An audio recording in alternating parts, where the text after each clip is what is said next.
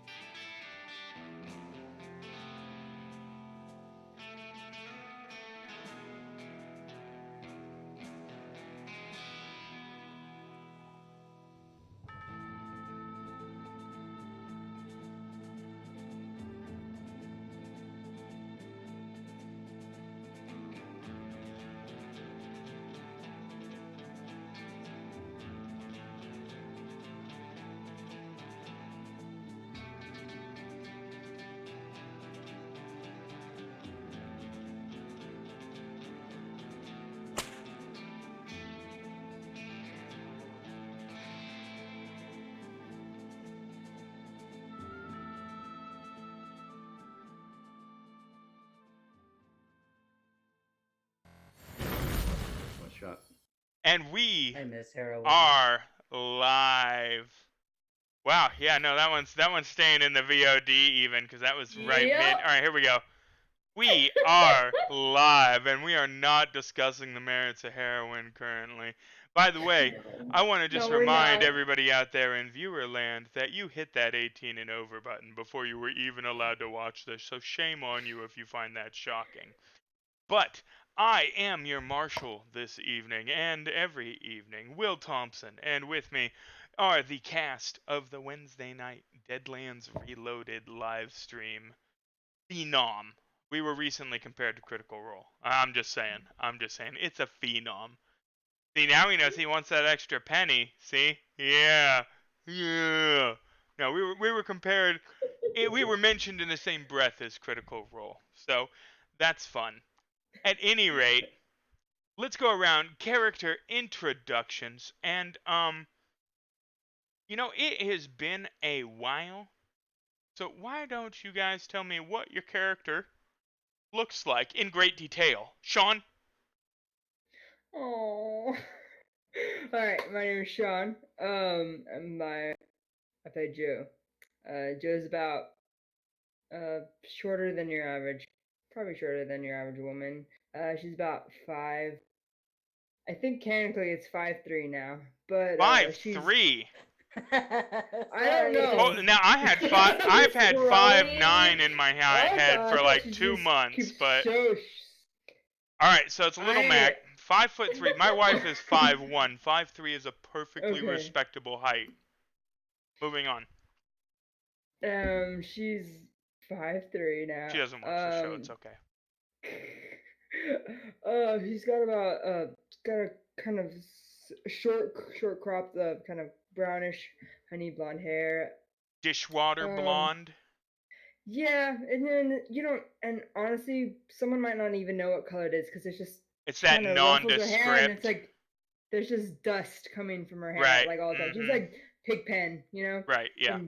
From Charlie Brown, and she's got a kind of cowboy hat like this, wears a tightly fitted dark bluish vest over a white linen shirt,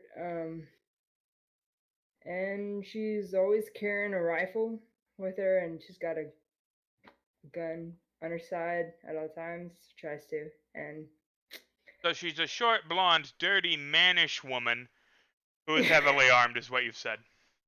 yeah, essentially, yeah. Excellent, excellent, Mannish fantastic, woman. That's fantastic. It works. Well, I mean, like, you're wearing the vest. I mean, you're not exactly Eliza She's- O'Daying it.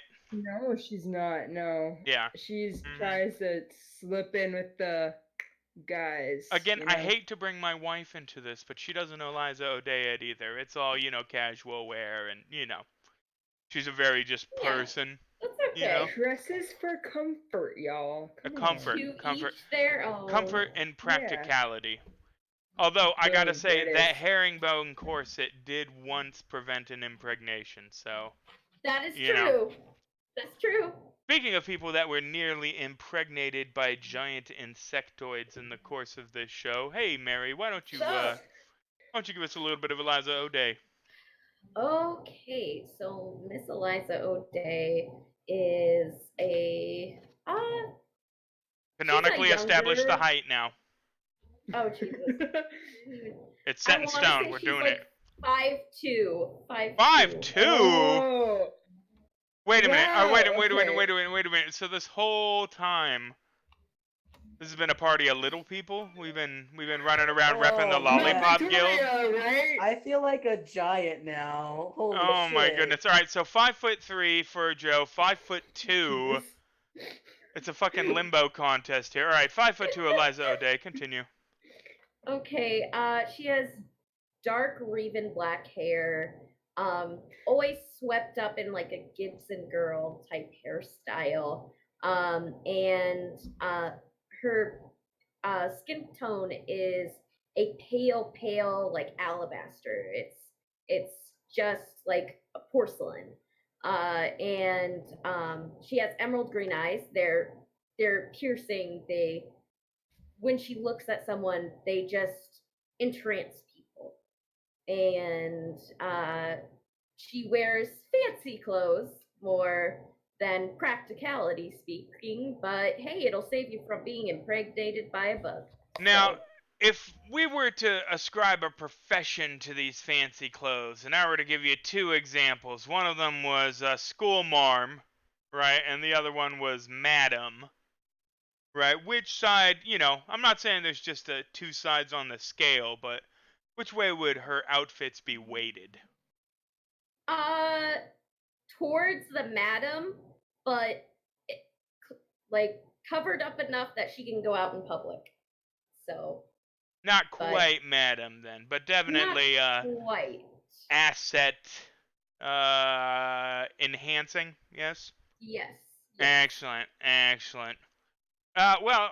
Speaking of assets that need enhanced, at least according to, Phineas last week during the live show, Mike, why don't you tell us a little bit about Jeremiah Decker?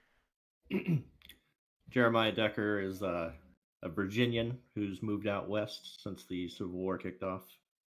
He's canonically 6'1", so not a small Towers. human. Yeah, Towers over the Right. rest of these people. apparently quite a bit larger than the rest. Right. He's your stereotypical gunslinger, desperado sort of guy. Mhm. Dark clothing, dark mood. As you've seen over the past couple months, he shoots his way out of most things, and Would change a baby with a bullet. he is quite good at shooting things, and he doesn't yeah. really give a shit about anyone, but he does have a soft spot for these women in the group. Well, yeah, I that mean, they're he's, practically become accustomed to. chitlins. They're so tiny. Yeah, they're Jeremiah's angels, I think. Is Jeremiah's what angels. he's taken to call them. But one that isn't so tiny is the gargantuan and towering, apparently the behemoth that is Victoria Valadez Roja. Leroy, why don't you tell us a little bit about Victoria, starting with her canonical height? These are now established. Yes. Canonically, Victoria is 5'9". So, no, she's 5'10", sorry. So now so I you're feel still like an growing, is what asshole. you're saying. You're still growing a little, yeah. She's still growing. She's young. She's a teenager. She is feisty. She is beautiful, but she is 5'10". And what Victoria- aside from 5'10", describe her complexion, her face? Victoria has a very beautiful, well, I would say not necessarily beautiful, but pretty oval face. She is Mexican, so she has really a dark complexion and a wonderful little beauty mark above her left cheek, which is nice. Her brown long hair is in a braid, and she has cute little bangs. Excellent. Excellent. So I've tried for the last couple of weeks now to award a Benny to a player for a compelling recap. And I just, I don't know. Does somebody feel like they have it in them? And now I'm going to make it contingent upon both the accuracy and the entertaining nature of, because we've gotten accuracy, right? And we've gotten entertaining, but we've not gotten both on Friday. You see, last week we let Jeremiah Decker read through the meeting minutes, right, which was pretty much as described, and then the next time on Friday we let Mary try to describe a situation, and apparently she decided she was going to describe it from entirely in character view because it did not reflect. I had to stop her, award her a Benny for trying, and then actually explain what had happened. So, if anybody is willing to try and find the union of these two, truthiness, right, and, pizzazz, and if not, I'm just going to do it my damn self, but who thinks they have it in them? Come on, who can do it? Who can do it? How far back are you talking? Just Last week, yeah. week? I'm like, I made a summary. So that, Leroy, you got something? I have something. The question is, will they understand? I think it's better to have Joe do it. Do it. If you guys Joe want it, can Victoria can definitely translate. try. All right, Victoria. How about this? I'm going to give you each 1 minute, right, Victoria? I want your recap. Joe, I want your recap. And then, fight to the death battle royale style, I will reward the best recap of Benny. At the same time or 1 minute at a time? 1 minute at a time? You're not just going to talk over each other for a minute. Jesus Christ. We can't, These are going to be podcasts eventually, okay? So just, All right. Right. So, why don't you both roll a d4? And whoever gets highest gets to decide who goes first. Alright, it's pretty easy to beat that. And it's a 2, halfway up there. What you got? Nothing? Right, Do you need me to roll you a d4? Yes, please. Yes, please, Papa Will. Oh, I rolled you a 1. Wow! That's what you get. Okay. So, Joe, you get to pick who goes first. Now, mind you, if you go first, you get that strong intro. But if you make Leroy go first, you can counter. You can already see what they got. Their performance is already in the bag. You can bring that next level. Yeah, I'll try that. Yeah, all right, Leroy, 1 minute. Go. Muy bien. Todo empezó cuando llegamos al carnaval. Había muchas personas. Primero empezaba con unos tentos y un señor nos approachó y nos dio un negocio. Empezaba para vender unos jugos. ¿Saben? Esos jugos que toman y pues tienes que fingir que existe. En realidad no sirven. Nomás son pinches idiotas que creen que pueden vender lo que sea para que unas 2 horas, lo que sea. Ya cuando llegamos, la señora Mesode y yo vimos una casa de espejos y fuimos a aprovecharlos. Fueron 2 niños, los niños que vimos a la tren. Y cuando llegamos, todo fueron imágenes. Nada que entendíamos. Creo que fue un poco como demonios. Pero pensando muy rápido, decidí yo a rescatarnos a nosotros mismos. Ya cuando llegamos y salimos, vimos al señor Joe y el señor Jeremiah. Agarraron un conejito, agarraron patas. Time. Después, If I Can't may beat interject, that. just a suggestion. In the middle of that, it has a lot more pizzazz if you say it and then you go like Jeremiah, and then you continue, and then Joe Doggett, and then you Ready for a critique? So, just for next time. I read Spanish a hell of a lot better than I comprehend Spanish, but I think I got about a third of that, and it was pretty accurate. It was pretty accurate. was. Y'all It went into a really house of was. mirrors. People were stupid. Yep. There was a Yeah. couple kids. Yeah. No, yeah. Chasing the kid, They followed the kids like Got the idiots into the rabbit house of foot. mirrors. Yeah. They were off the train. I don't know the Spanish word for clown, so I'm not I sure mean, half the audience won't get any. Well, that's not the point. It's for the flair, you know. Sean, man, that was fucking tough to beat, man. shit. You're gonna have to do it in character I now have to too. That was a layer I fucking- hadn't even added as a requirement. I want last week's recap in character, accurate, entertaining, and you have 1 minute starting now. All right. Well, we got into Wagon's End, right, and then Miss O'Day. We all kind of went our ways. Miss O'Day and Victoria, they headed off. I don't know where they went. But JD and I, we found ourselves a petting zoo. Now, in that petting zoo, there was some animals that they weren't nothing, but there was a genuine jackrabbit. Jackalope. Jackalope. There's voices from and the person, and then in the vicinity you just said a jackalope. Anyway, so I had to do some stuff to make sure that JD could get that jackrabbit, and wiped it, and we got ourselves some. Yeah. That was a lot of heart. There was a lot of heart, but Victoria. Benny's all the way around. I'm not even mad. Victoria, you get it, girl. Man. Yeah. I'm not even mad. Yeah, motherfucker, yeah. So Each week we're gonna have Thunderdome between the characters. Oh my Oh, I see gosh. it now. it's a great idea apparently, because Now. that worked well and should have killed fucking 20 minutes. But all right, so yeah, no, they made their way into Wagons End, Kearney Town. There were some strange happenings clearly afoot. Managed to trade a little Kearney seduction for a genuine article jackalope. Right, there is a fellow named Hezekiah that is currently wandering the town in the woods in the tree line around the town, shouting, "Lucy!"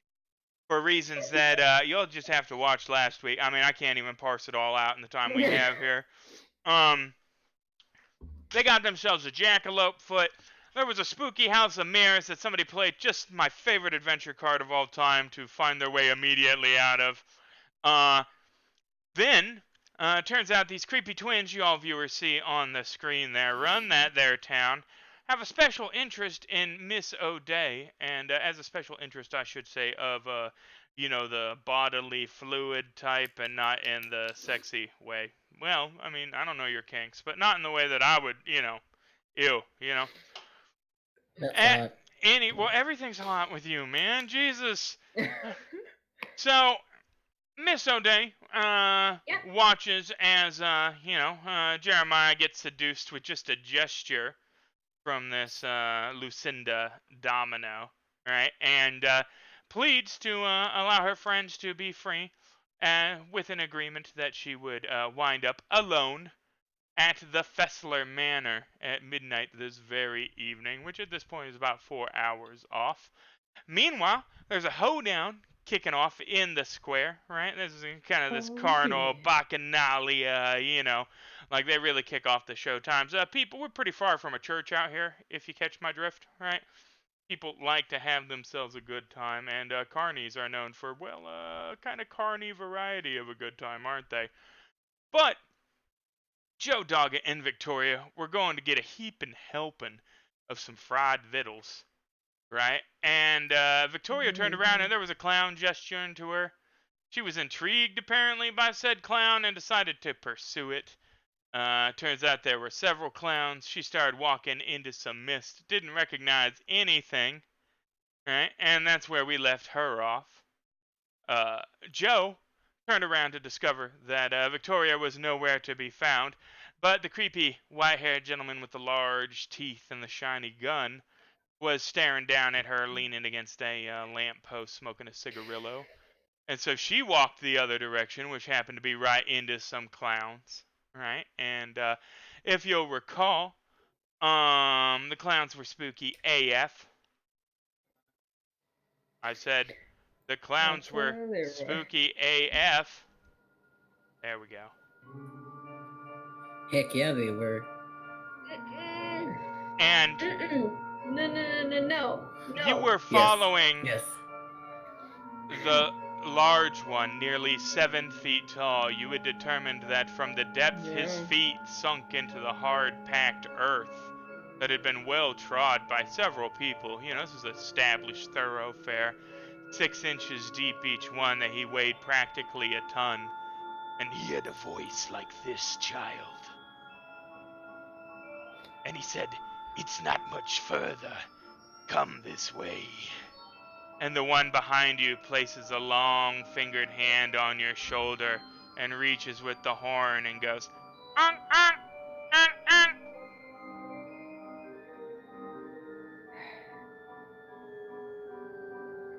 Alright, well, theoretically, this is just a man that must have a lot of rocks in his shoes or something. Very rocky. This, yeah.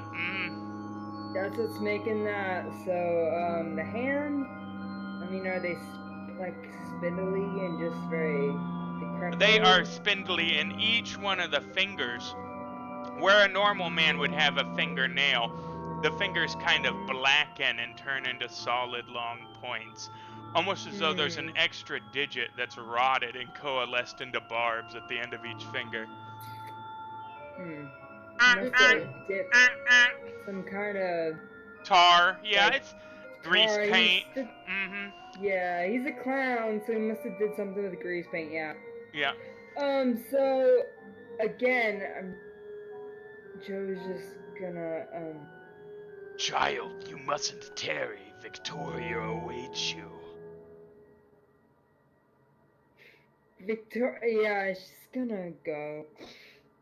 The clowns lead you into deepening mist. Give me a notice roll. Okay. I don't like this. There we go. You look to either side of you, right? And the tents that are there are now faded and tethered, giant holes in them. The timbers that are holding them bowing from the ancient years they've been in place. The grass is now dead and dry. Come, child, it's not much further now. Where are you taking me? We'll see. Okay. She goes. She's trying to find Victoria, so... Everything starts to become more and more sinister. The patterns of decay have stained on the tent, and now they look like dried blood and faces of anguish. As you deepen, you look over your shoulder and you see there isn't a carnival behind you at all, but it's mist. All at once, something grabs your hair from behind and pulls it hard enough that you close your eyes and shriek, and you open them to find yourself sitting in front of a mirror.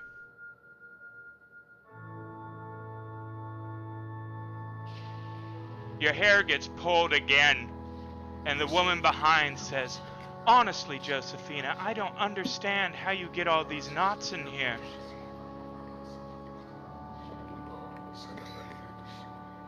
Do you look in the mirror? The voice?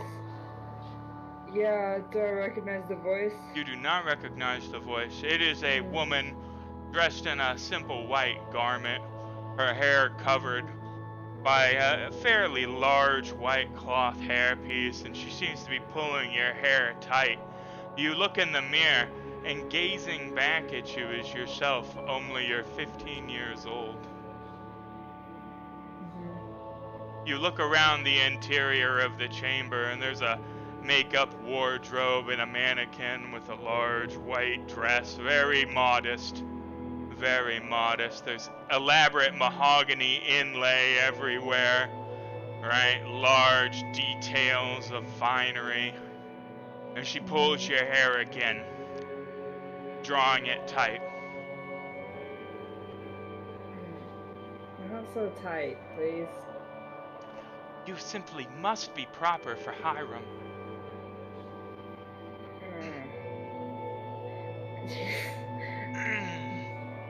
So this transition, like, do I still? You know were who I- walking. Mhm. Somebody pulled your hair. You closed your eyes. You opened your eyes again. You're Okay. 15 years old, sitting in front of a wardrobe.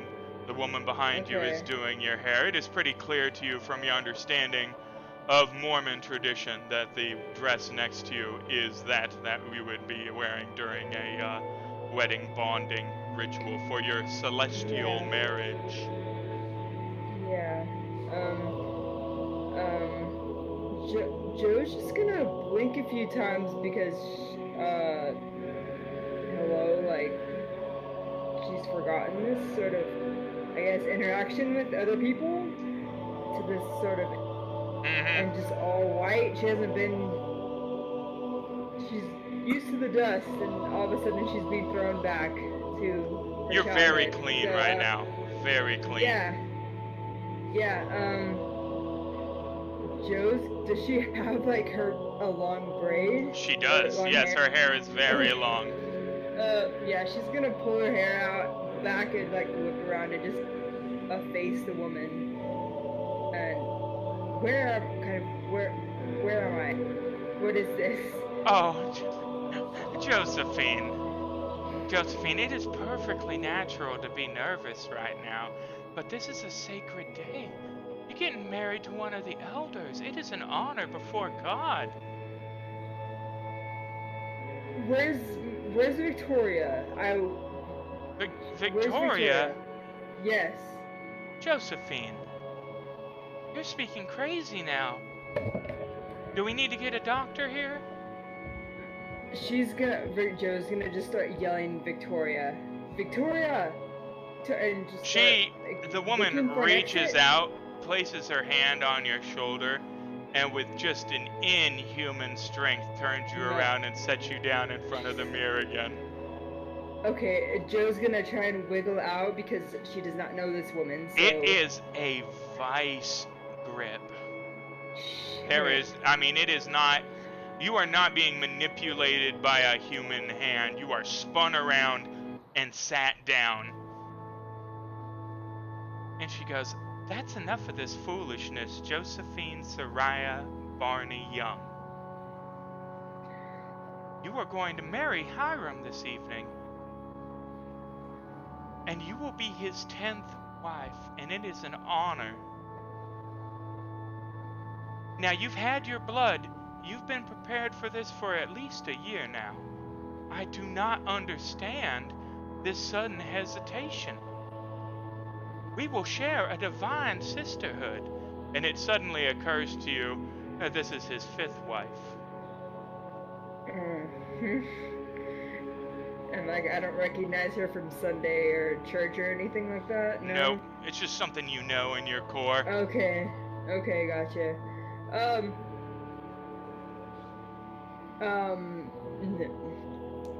It's time to put on the gown, Josephine. She's gonna start yelling like for Eliza and JD, like she's gonna start... The words choke in your out? throat. You can't seem to get them out, whether it's your nerves or something. You're stuck there, nearly... And she goes, "Yes, child. Submit. Submit to his love. It's time to put on the gown now." And you blink, and the next thing you know, you're wearing the outfit standing in front of the mirror as she places the headdress covering your hair. Oh, you're so beautiful. Can I speak? Can I? Yeah, anything? yeah, As long as it isn't something. Is this not? It's not yelling names. Yep, You're in hell. I mean, I'm sorry, but Oh, really? yeah. I thought. Yeah, I figured Yeah. that. Yeah. The creepy clowns and stuff. This is hell. Yeah. What is the? Just what is this? Is this? It's Yeah. your What is wedding this? day, child. Now, Is if you Hiram worried a name that I actually recognize about too? the consummation, he's 60, and you're one of 10 women. I'm sure after tonight, he will only visit you maybe once or twice a week, child. Once or twice a week. And once you are filled with his seed, why, then there's nothing to worry about at all until, of course, you give birth. I mean, if that's the hesitation, give me a notice roll. Jesus.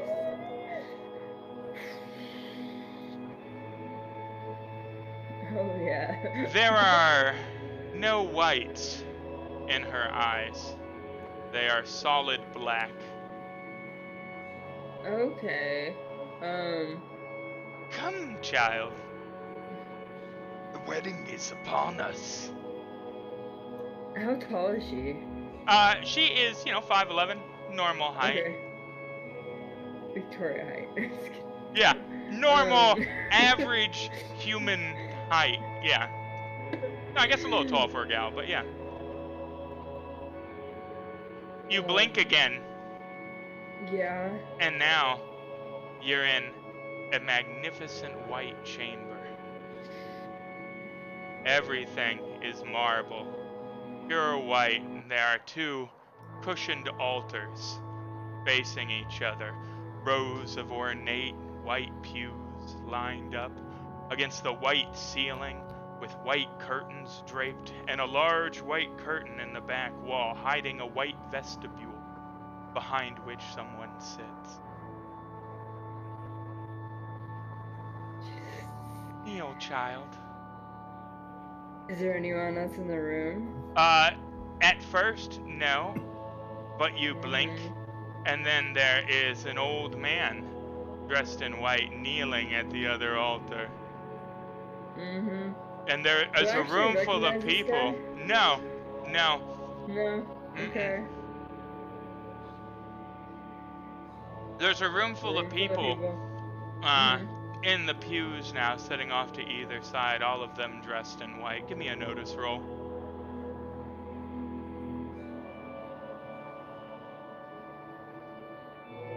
None of them have any faces. It's just like a blur of features where their faces should be, and they all turn and stare at you in unison as you're marched down the aisle and made to kneel on the cushion across from Hiram, your husband.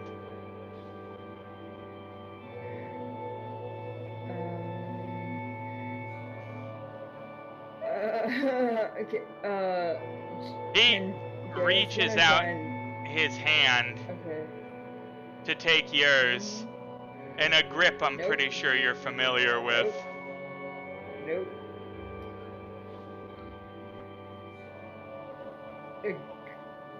Yeah, no, so Joe, does not, like, herself. Drew says, just start blinking until it's the next day. That's a good point. Oh gosh, nightmare. Yes. How many blinks does it take? How many blinks does it take to get to the center of a Tootsie Pop? Yeah, so if Joe does not reach for his hand, like, is it because she's not gonna reach for him. The muscles in your arm tense and twitch. An unbidden. Oh yeah, hell. You're in Alright. hell, Yeah. Joe. Yeah. Hell. Well, Yeah. fucking fighting it, yo. Yeah. Every fiber of your being is resisting as your hand reaches up and it interlocks in the embrace. And a voice comes from everywhere at once, and it says, Brother Hiram, do you take Sister Young by the right hand and receive her unto yourself to be your lawfully wedded wife? Give yourself. And Hiram says, yes. And then the voice turns to Josephine and it says, Sister Young, do you give yourself to him to be his lawfully wedded wife and receive him to be your lawfully wedded husband for time and all eternity, with a covenant and a promise that you will observe and keep all the laws, rights, and ordinances pertaining to this holy order of matrimony? No. The No. fingers interlaced with yours start to burn, but not with the heat, like ice, like you're being frostbitten everywhere Hiram's flesh touches yours. It starts as a chill and an itching and then turns into a burn and it's agony, and you can't help. I pull my hair? Oh yeah, you can pull. You pull, Okay. girl. Yeah, oh no, it is locked on there. You tug with all your might, and it's like eating into the flesh of your hand. And you let out a scream of agony because it's terrible. And we go to Victoria. Victoria. Yeah. Oh God, it's so painful. Oh man. So sorry. No. Yeah, I might have actually written down what the Mormon. Oh yeah, no, I'm just like, that sounds fucking familiar, man. Jesus. Well, you gotta did bring your homework, bro. you gotta bring that realism. No, you don't. No, you don't. That's sheer sadism. That's all that is. Victoria, Yes. you have been walking through the mists now for 10, 15 minutes. No clowns, no nothing. Everything is faded away. And I will need a notice roll. Okay.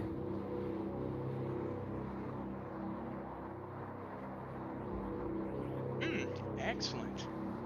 The trees you see through the winds in front of you are blackened and charred, and the grass is burned as well.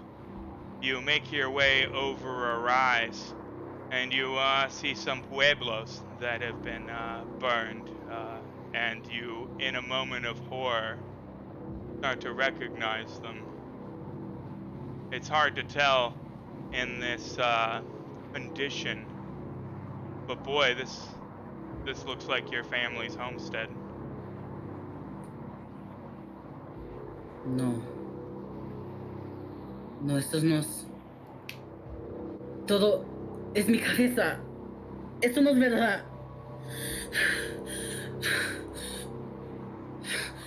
Señores, damas, ¿han visto el Valadez? She goes in running. There is nothing, but it is clearly the hacienda you grew up in, burned to the ground, decimated. The walls are caved in. The family citrus tree is burnt. No. In a pile of ashes at your feet, you notice a music box. A music box that you would remember as belonging to one of your siblings. Little Rosa's? She picks it up, she winds it a little bit, and she already knows what song it's gonna be, and she starts singing.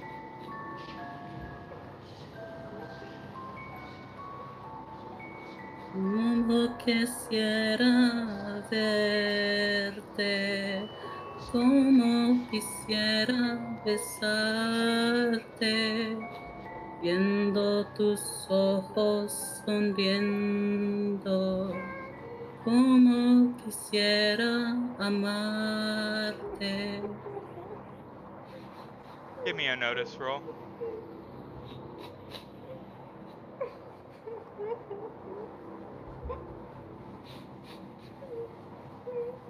You hear crying coming from somewhere in the distance. She follows the crying, then clenches the music box to her chest. You make your way around the corner of the building, and there is a small bundled figure hunched over, cradling a smaller bundle and weeping.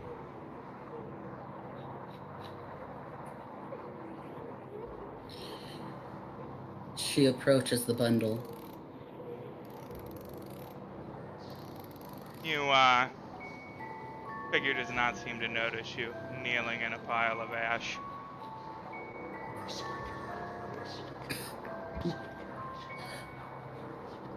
Disculpe. Disculpe, dama. ¿Le puedo ayudar? She places her hand on their shoulder. You press into the fabric of the shoulder and your hand comes away wet, and you can see a red blossom where you touched on the shoulder start to spread throughout the fabric. The figure turns around, and it's your little sister Rosa, but her face is completely missing, all the skin flayed off, eyes staring through you, her teeth exposed, nose removed, and she says in terrible Spanish, "Hermana no dejante?" No. Hermana no dejante? No los dejé. No los dejé. She Estás mintiendo. holds the little bundle up to you. It's completely wrapped in cloth, offering it to you. She takes it. It's linens. She unwraps. Linens start to come away, and it's already apparent to you what it is, as the cloth is removed layer by layer, and little Alberto's face stares into nothing. Oh.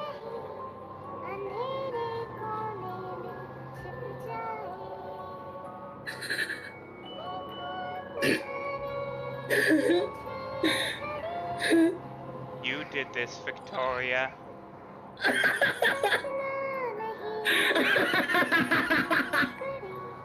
¡Claro que lo hice! ¡Claro!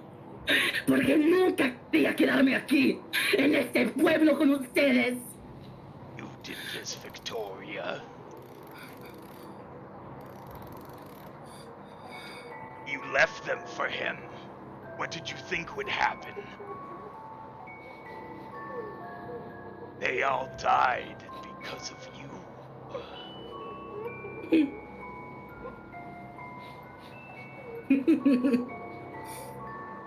She falls down to her knees in a mixture of laughters and cries. Yo no quería esta responsabilidad. Rosa's hand reaches out, skeletal and bare of flesh, and caresses your cheek, leaving a smear of blood. Do not worry, Hermana. We will right these wrongs. And Mary and Jeremiah. What? What? Everybody's in hell. Come on, how fucking creepy is the music box, though? I mean, Fucking creepy. Holy shit, that was insane. Fucking awful. I'm gonna have that stuck in my head for the next week. woo! Alright, so, everybody's perfectly fine and safe right now. There is nothing bad that is happening. If I recall, when last we encountered Jeremiah and Eliza, Lucinda had just walked away, saying that she needed to show up at midnight. There was a hoedown about to kick off, and y'all were on the fairway. It always starts so loud and then tones down to the volume I set. I just like that.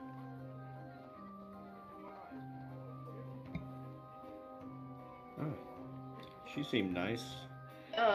Eliza is just pale. Like she's seen a ghost pale. Like, just very. She is not confident. She is freaking out a little bit.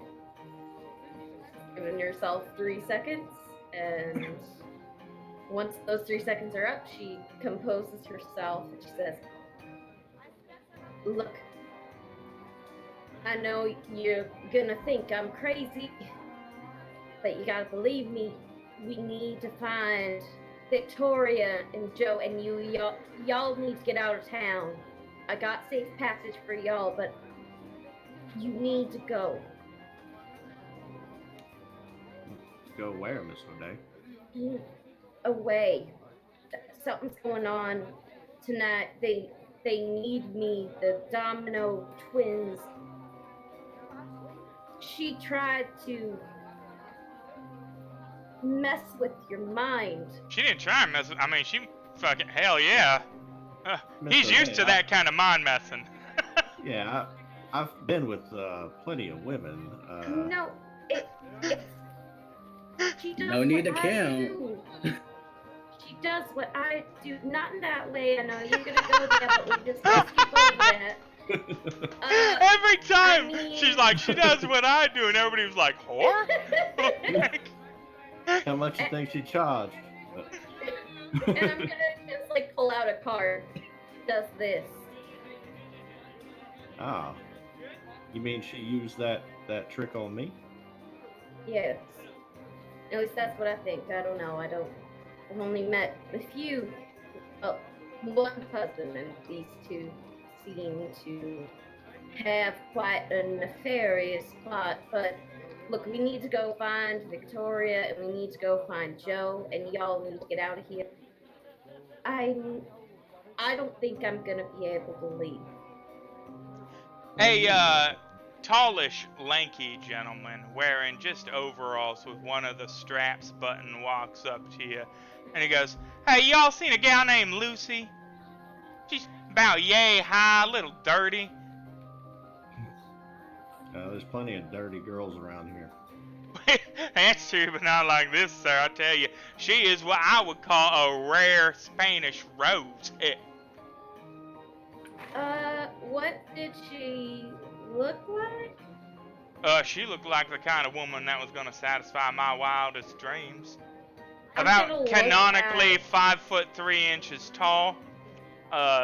She got dishwater blonde hair, kind of nondescript, not real ladylike, but I ain't too particular in that regard. If you see her, just tell her Hezekiah's a looking, and he walks on. Hezekiah. Yes'm. She's in trouble. Well, that probably I know who explains you're why she talking didn't meet about. me. You met Lucy? I did meet Lucy. She is an exotic beauty. She is. But we are trying to look for her. Untainted, too. That's mighty special. I agree. Yeah. So we think she was taken somewhere. Why at this junction would you think that? They just went to Because get they said food. They went to get food, but then Lucille, that was her name, or the Lucinda, yeah. Lucinda said that she has Victoria and Joe, and that if I did not come willingly, she would. Well, now get she rid of never them. said she had them. Just that if you wanted your friends to all make it out of here, okay. Verbatim is if you want your friends to all make it out of here, all right. You'll come midnight by yourself. Okay, because I could have heard that wrong. So But you could, I mean, certainly enlist his help in looking for them, but... Yeah, that's kind of when then I'll rephrase that and say, we need help looking for her. Well, hell, I've been looking for her all night. I'm not sure I can be much help to you. Well, Then again, more eyes on the case, you know, that's more eyes on her case. I'm gonna if lean you into could help Eliza. us. I'm gonna tell her, Eliza, I don't think there's any kind of hell that Joe might be in right now that is better or worse.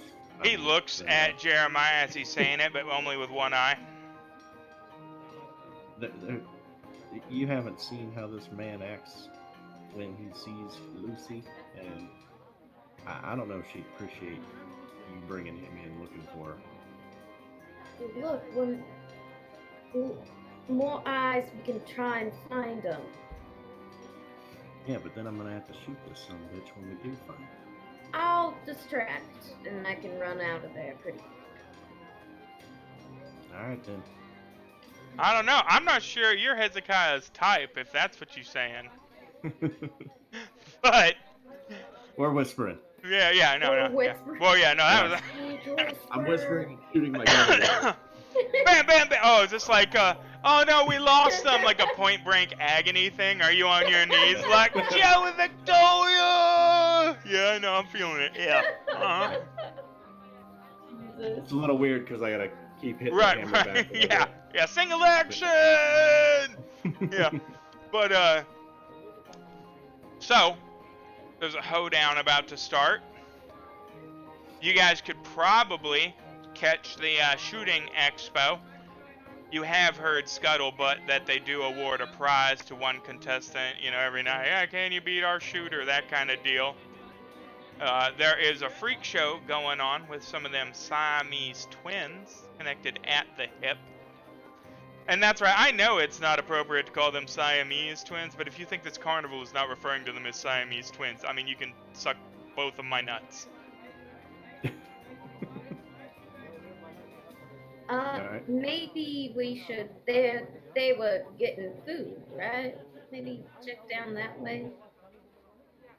Yeah, probably a few funnel cakes in. Let's just go snatch them up and get out of here. Give me a notice roll. Okay.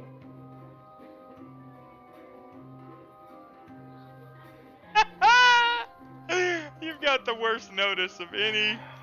I just love it so much. Eliza, you see those two little kids? Little blonde toe-headed kids running between two of the food groups? No! Damn it!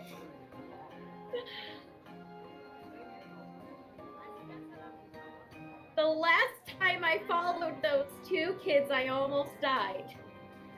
Yeah, but we have going in a house of mirrors with you. You're wrong. A previously discussed affinity for lost chitlins.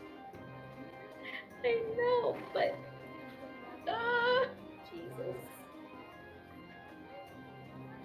They run right into the house of mirrors. No, they don't. But yeah, I burn it down. Right? Oh my god.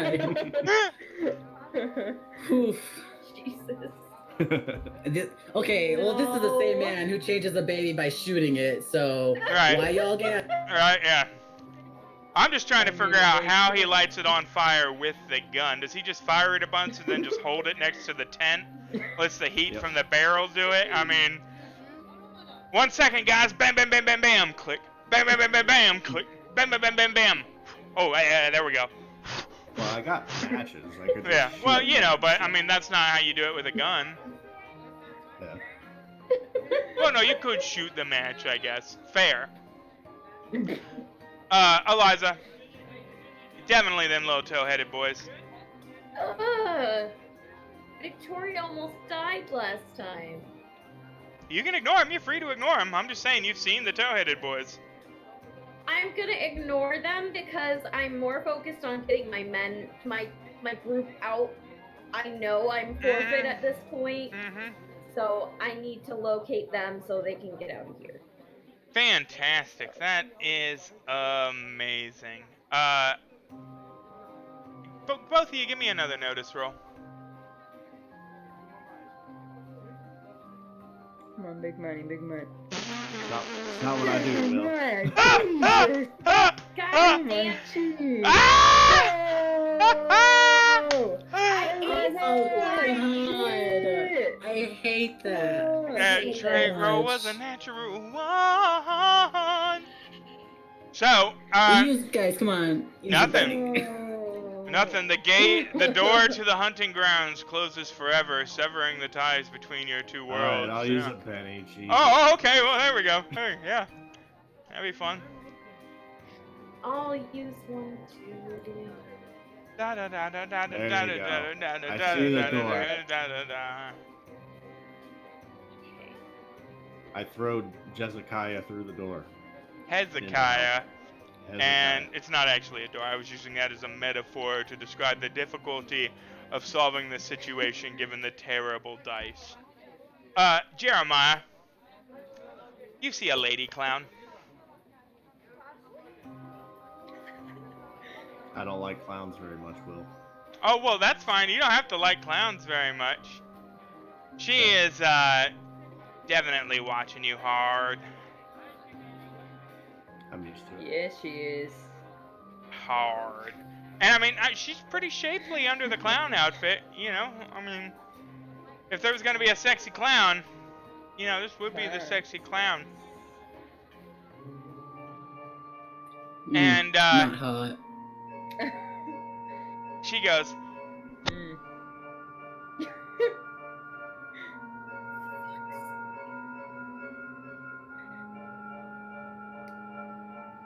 For fuck's sake. Oh my fucking god.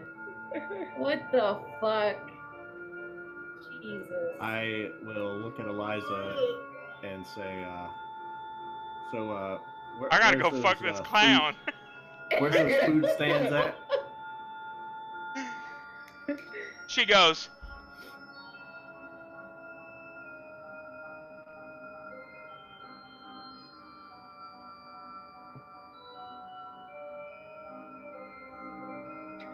If you think I'm biting on this hook, you're wrong. that's fine, you don't have to. You don't have to. All of you can ignore every single story hook as prevented. You don't have to. Out of character, I don't think he would. I don't think he would. I think he would go, you know what? Y'all go fuck yourselves. Sorry, lady. If you wanted to do the makeup, you should save it for the whoring. But, yeah, in my mind, I'm walking with Eliza, who is dressed like a prostitute and Yes. is the most beautiful woman I've ever seen, right? right. So why would I go after some creep clown over there? Not Right, yeah. Well, I mean, that's true. Well, I mean, I wasn't. Now, first of all I said was that she was a lady clown. You were the one that took it to a sex place, all right? So I think you are revealing more about yourself than you are currently hiding. But secondly, yeah, no, that makes sense. Yeah. Okay. I don't like clowns. Because the In real clown, life you or have in a this. chance I with. hate clowns so much. All right, so well, shit. I guess there was what was it that was happening? Oh, a wedding. Oh no! No, this is so painful. At this point, Joe, your entire existence is the agony of this grip interlocking your fingers. You can't think about anything else. It's caused you to buckle over on your back. Give me a notice roll.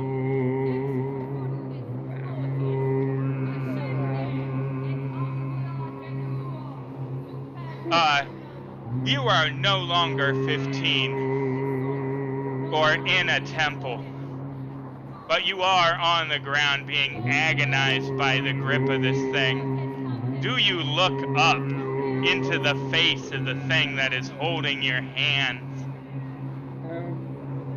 Yeah, no, you know what? This is painful. We're cool. You can just stop it whenever. So this has this thing moved at all? Is it still the can I? Yeah. No, she's just gonna. Hey, remember when I said it? You said I wasn't gonna be able to creep you out. Yeah. Yeah. Do you have any idea how hard I had to look for layers of creepy ass chanting? Come on. Come on. Yeah. They don't oh no, they do chant Mormon Yeah. stuff, so I don't Yeah, even fucking know. there's not this. I mean, I couldn't get any official No, Mormon yeah. chants, you know, but Man, you could have extra mile, but it's okay. That would have been. give me another notice roll. Oh gosh. Okay. There is a woman in the darkness with raven black hair, wearing a blood red, just beautiful dress, right?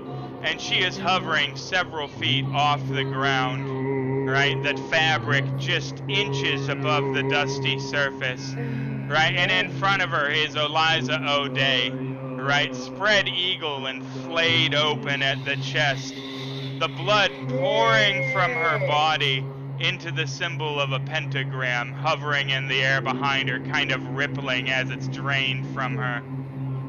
Fuck do I explain this? Fuck. You clearly had some bad fair food. That's where I would go with this. I mean, this is indigestion. Yeah. You took a nap. Wacky dream. Nightmare. But, Yeah. and she turns around, the woman hovering, and looks clearly at you and sees you. And, does not appear pleased by the fact that you're watching this. And she says, Wilbur, do something. And you look up at the person that's holding your hand, right? And it's Wilbur with his long teeth. And he pulls a gun out of his holster and it starts to glow a luminous green, ethereal light hauntingly encircling it. And he says, I'll be more than happy to, sister. Click, click. And lowers it to your head. Victoria,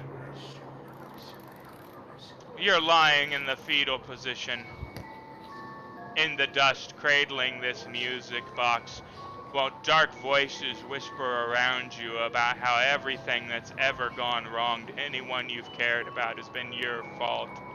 It was your oversights, it was your negligence, it was your lack of compassion, it was your selfishness, and they all died in horrific ways. Why did you leave them, Hermana?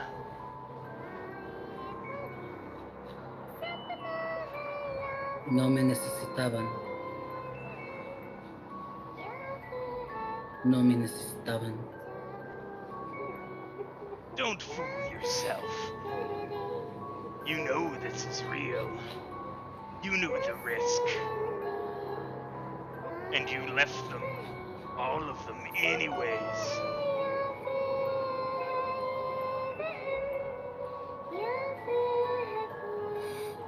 ¿Por qué estás haciendo esto? A little ¿De qué tiny beneficias? blue and gray baby hand climbs out of the swaddling and starts to drag itself towards you. It's about 2 feet away. Another little arm comes out in the dust and starts pulling yourself there. Its eyes are looking at you, but they're not fixed on you. They're looking through you like they're seeing all of eternity, right? And there's a grimace on its little face, right? The effort just so tremendous.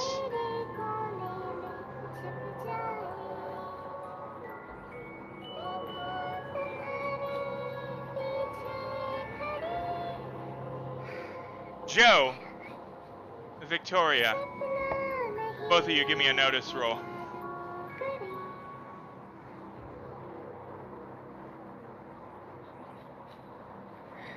No!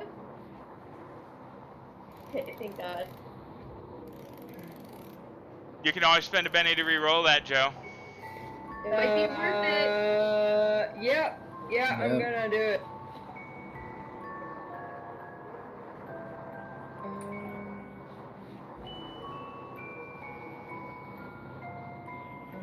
I can use white chips, right? Yeah. They have to be red. Okay.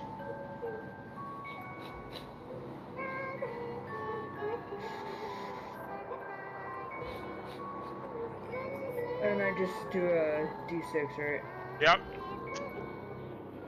Jesus Christ.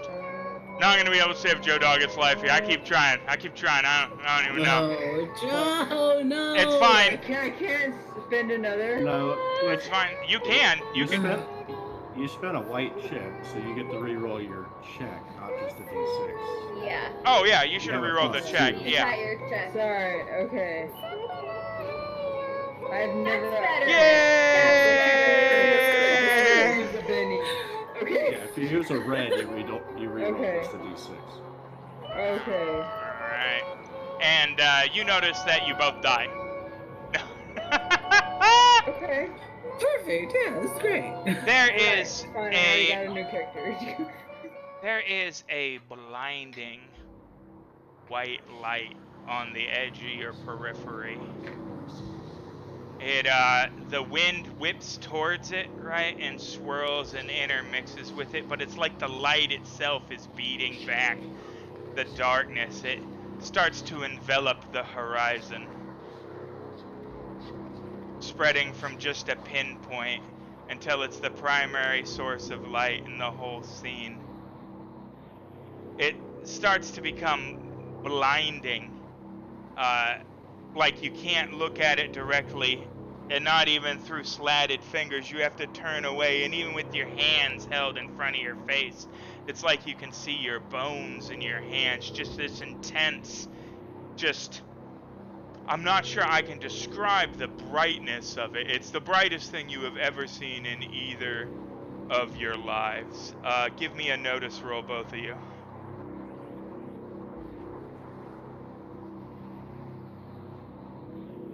The ground beneath you is muddy with the grass you remember.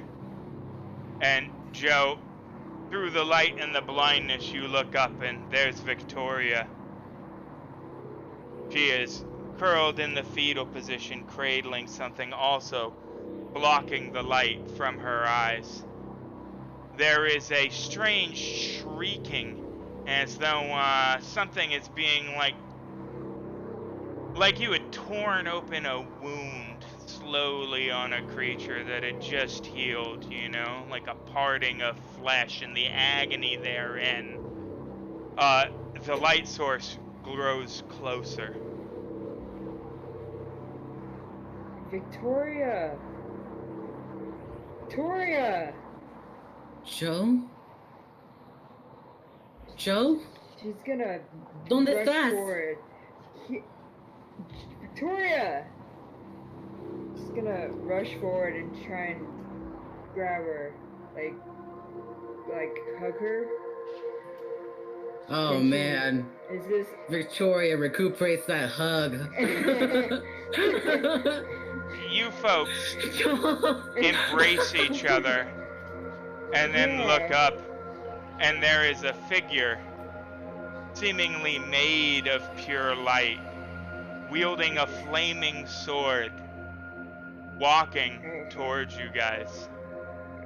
Slow, deliberate, no features, just energy.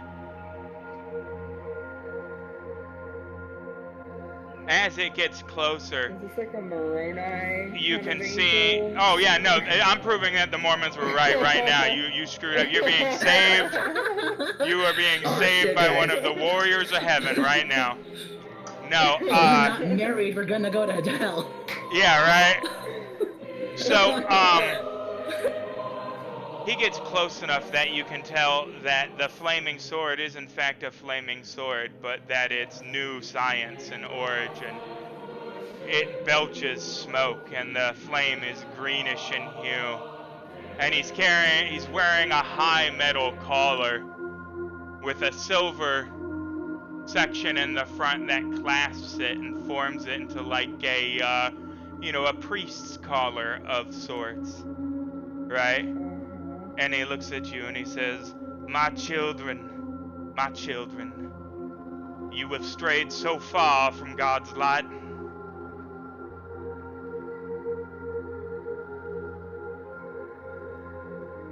I don't even know where we are. Where is this? Are With a sudden Jay. movement, he spins the sword and slams it into the bundle of linens that contained What? the baby that was crawling towards Victoria.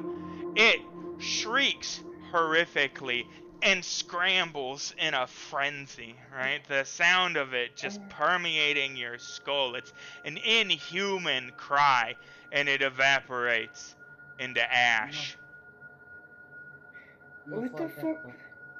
He pulls Who's the that? sword out of the ground, and he says, I want you to deliver a message to them, my children, To who? my sweet, innocent children. You need to tell the people in that sinister town that a reckoning is coming. That the crucible of righteousness will rain down fiery hailstorms upon them, and it will be purged of its inequity and evil. You tell them that the Reverend Crucible rides, and will be there at first light. Listen, mister, I don't have to. I don't want to spread your agenda around. I've As already quick lived through that. as he comes, God, you guys he's gone. are sitting in a field about 100 meters outside Wagon's End. There are a few things that you find peculiar about this situation. Firstly, right, it looks like you guys just crawled a couple 100 yards through some grass, right? Secondly, there is a deep hand-shaped scar. The fingers burned into the flesh of your right hand where Hiram's hand had interlocked with yours during your sacred ritual. Your skin is discolored there. Is it hurt? Nope. No. Nope, but your skin is like a wine stain kind of deal there in the pattern where he touched you. Victoria, Yeah. you have the music box. And in addition to that, a shock of your hair has turned pure white. Badass. You're muted. You're muted, bud. Still muted. Still muted. Ah!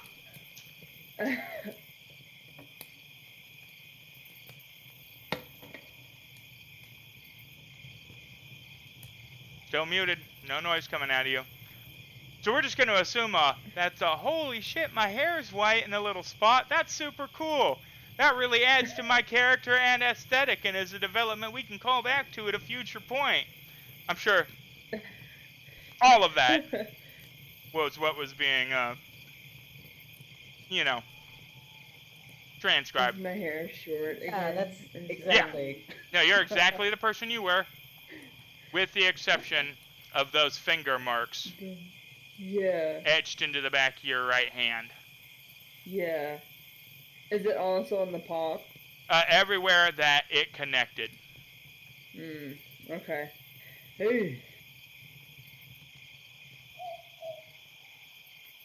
I don't think Well, Hezekiah will mind. Don't worry about it.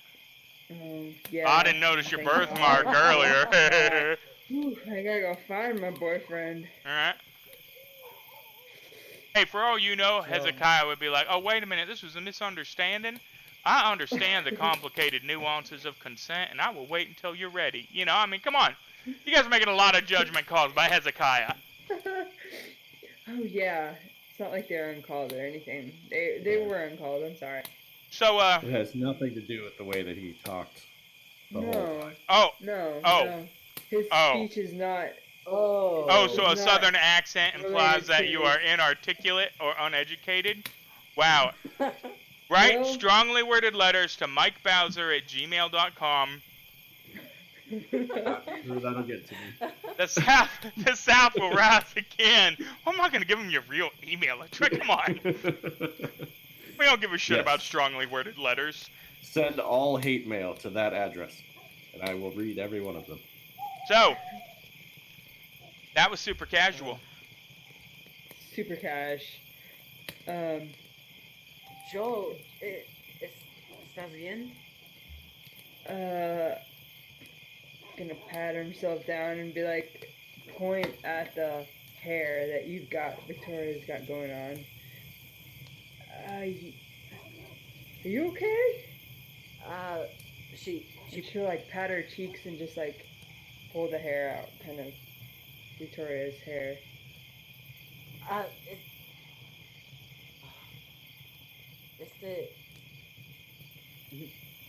¿Sí? Estoy viva. Yeah? She does this thing, she like puts her hands on your face like, yeah. Okay.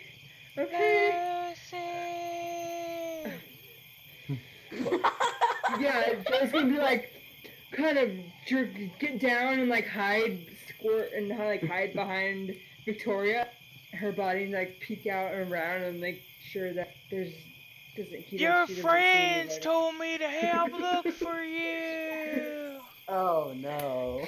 Friend. My God. Friend. Let's just boil it down at that point. Yeah.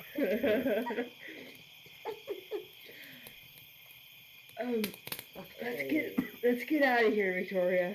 Like, and she'll get up and like. Victoria, Victoria's hand is give me a notice roll. Of course.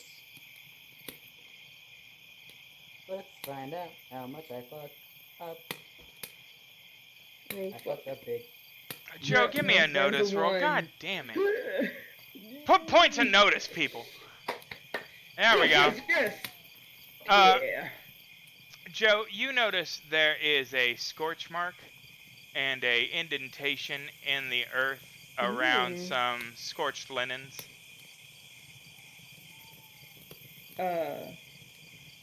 That obviously weren't there before. Well, you did see this boy plunge a flaming sword in what you assume to be an apparition. Oh, yeah. Well, what you assume to be the result of some bad flatbread and chili or whatever you had, like. Yeah. Navajo fry bread, yeah. Or right, mm-hmm. Yeah. She's gonna pick it up and like, is it real? Like. Oh yeah, no, they're real linens, burnt through in the middle. Uh-huh. I mean, they come across in a few pieces. Nothing inside. Is it still hot? It smells like smoke, but no, it's not hot. Victoria panics as she sees you kind of like lift that linen up to your face. And yeah, no shit, right? Jesus Christ. Are you gonna slap it out of her hand? Yeah, I want to do that. Give me a fighting roll. And you know what? Give me a fighting roll at a +4 because this is the drop. You got the drop on her. Cool. Oh, man. You are so flustered. Yikes. You go to slap it out of her hand and you miss all the way. Joe's like, wait a minute, what now?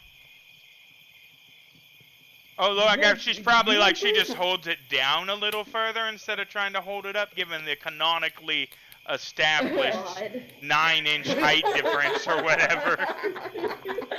Oh, man. Victoria just puts her hand on Joe's forehead and lets Joe punch herself asleep, you know? Oh, man. Can we retcon that? Can we make Joe 5'9"? Please. I mean, what is the point of canonically establishing heights at the beginning of an episode if just 15 minutes later we're like, you know what, no, she needs to be 6 inches taller? I mean, what's the harm in not doing it? She represents the Lollipop Guild. It is established. Exactly. I asked the question, poof. And it makes the fact that she has like a D10 or whatever in fighting so much better. Just this tiny little like, boom! See, when we're 10 episodes into like our next season, she's gonna have platform shoes that are just there you go. give her a ton of height. Well, you can get some of that new science Ghost Rock infused bone and lengthening. You know?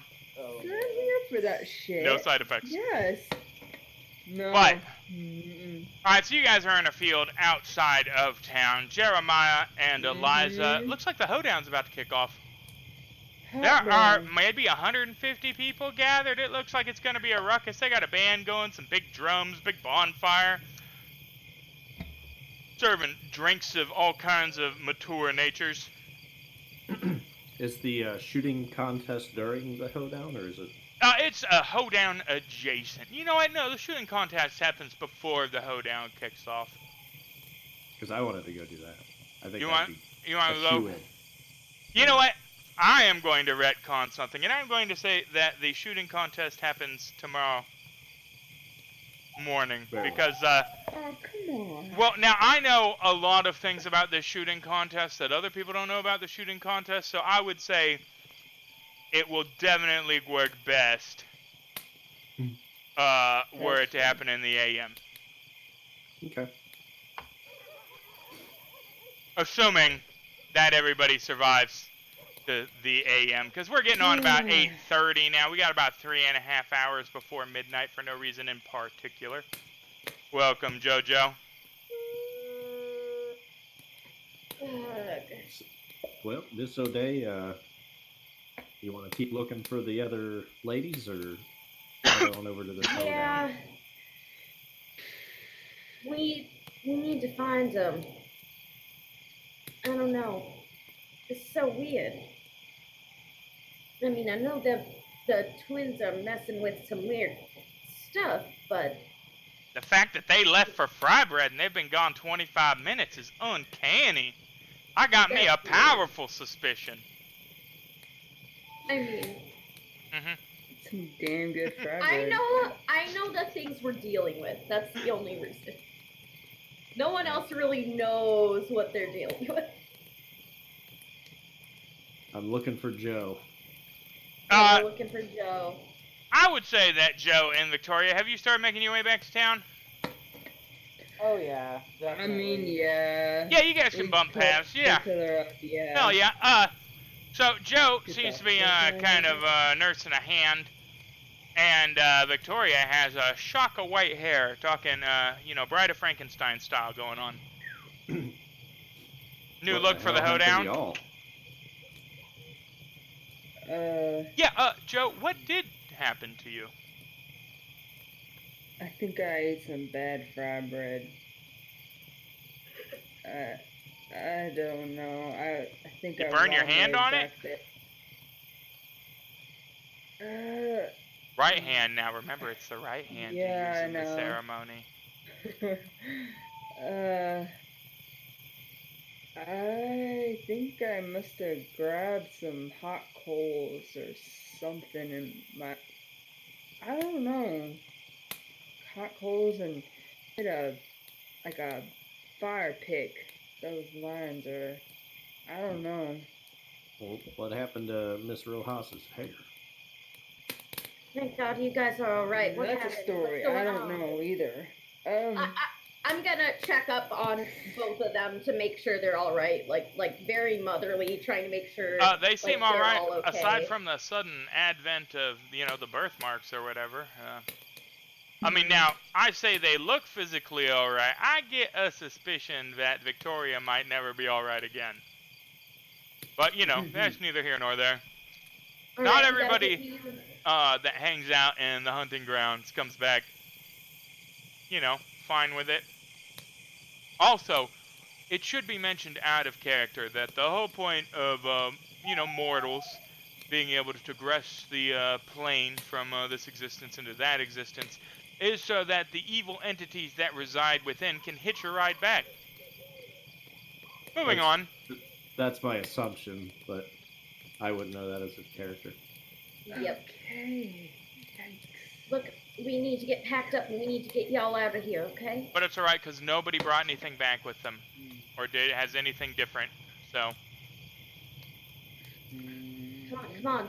Here, we need to get your stuff out of. Where are we Feel going? good. No, you need to get out of here. It's not safe. Why? Miss No, O'Day is saying espera, we need to leave. Joe, Yeah. you need to to leave. Todos nos tenemos que ir. Oh wait, did I understand what the guy was telling us, Will? Or was I just Ooh. white man speaking to me?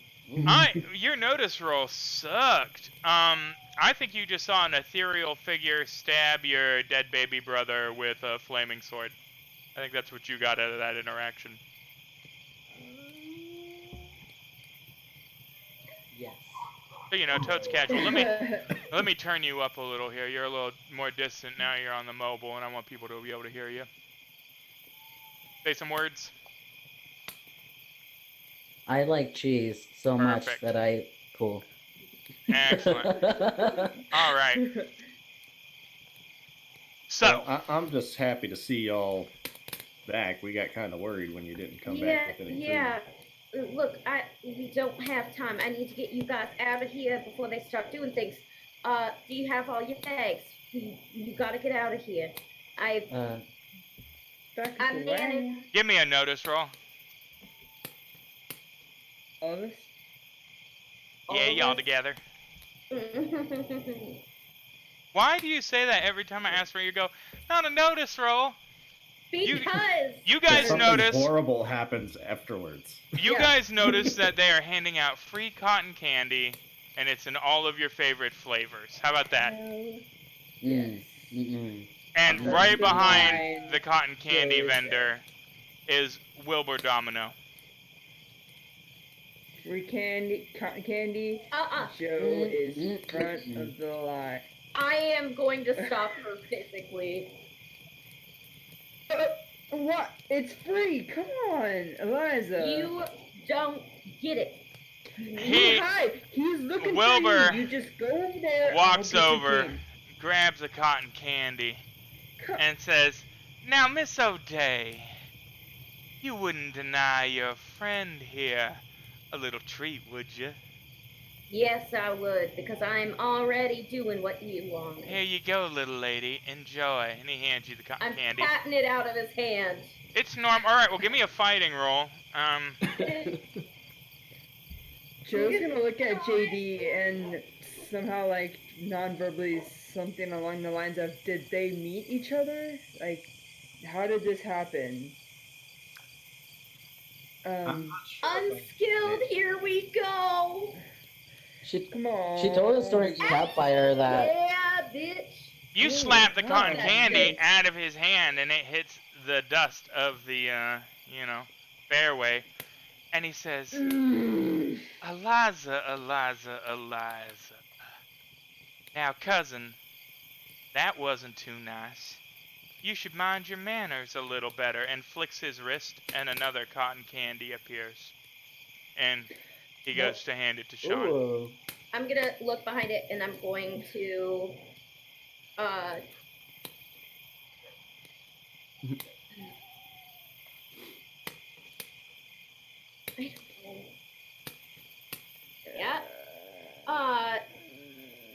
She is going to reach in her pocket, pull out a gold pocket watch, and it looks fuller than usual, like it's kind of busting.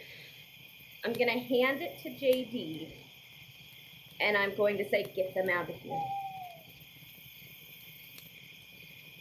Now, that's a real peculiar reaction, cousin. Now, I'm not sure why you would want Miss Roja, Miss Doggett, or Mr. Decker here to go anywhere but the most fantastic celebration. Why, folks, have you not heard? Deal. Yeah, you made a deal, but we're having a hoedown.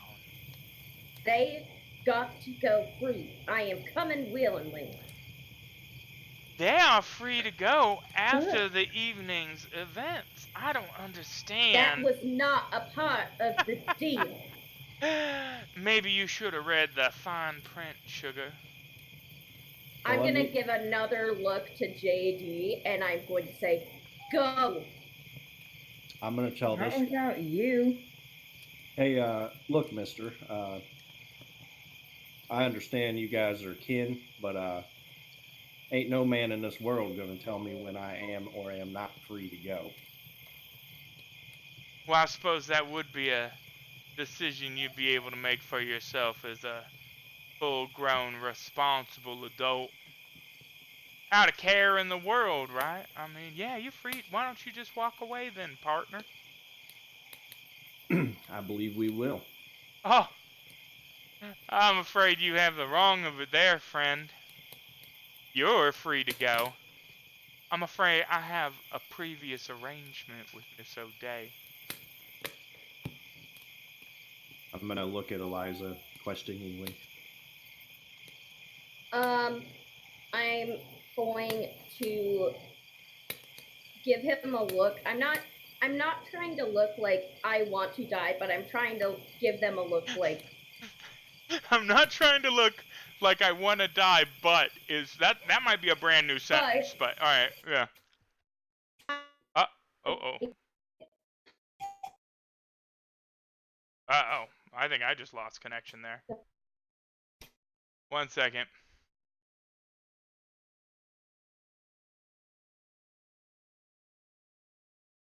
Am I back? I'm back. It was me. It was me that time. Okay. I did it. Oh. Right? That There never we go. happens. Yep. But okay. Yep. So you're gonna look at each other like I don't want to die, but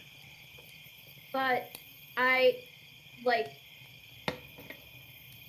giving a look like you can't save me right now. I'm trying to give that look. This is not the time to do it. Wait. I notice it. He's trying real hard to be like, well, I'm too pig-headed for that. Yeah, no, I'm afraid. You savvy. Very well. Ladies, if you will accompany me back to the wagon, we can collect our things. Well, now, Sing for I that. see no reason for y'all to go. Why don't you enjoy all that Wagon's End has on offer? Aren't you going to wait around for your friend after all? No, they are not. Well, that's a weird thing. Zero Just that's day. gonna abandon you here, Miss O'Day? Yes, because I have a job to do, and if you would not like to know what that job to the main people here, well, that might get you hanged. I think you have dramatically misunderstood the people's understanding of exactly what's going on here. Miss O'Day. I'm not showing him any fear. Right. I am a stone pillar of I will fuck your shit up and I will tell people that you practice black magic. Don't fuck with me.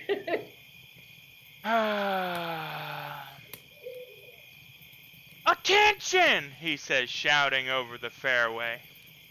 Go. I would just like everybody here in attendance to understand that I am a practitioner of the dark arts. And he raises a hand with a flourish, and there's a woof, a big cloud of flame, and people start clapping. Yay! And he goes, yeah, I think you're gonna need a different strategy than that, sugar. Yeah, Joe, what do you got on that one? Well, no, it's flash powder, right? I mean, Pyrotechnic. yeah. Yeah. He's got some kind of flame like thrower. That's what the crowd assumes, that it's just, stage yeah, magic. Pyrotechnics. Yeah. I'm trying to buy them Neat time, setup. man. They're free to walk away. Time. He's just We've been free to walk away this whole time. He's What just are you inviting them to the hoedown. Like, Going without you. he's just inviting them to the hoedown that's going down. I mean, everybody's gonna be there. Got a couple hours to kill before he's gonna take Eliza.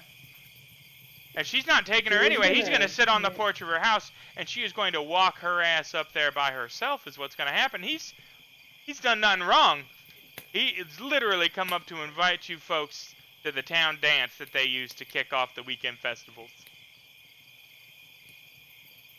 I mean, his voice might have cracked there for a second, but Yeah. It seems pretty important to Eliza that we do not go to this.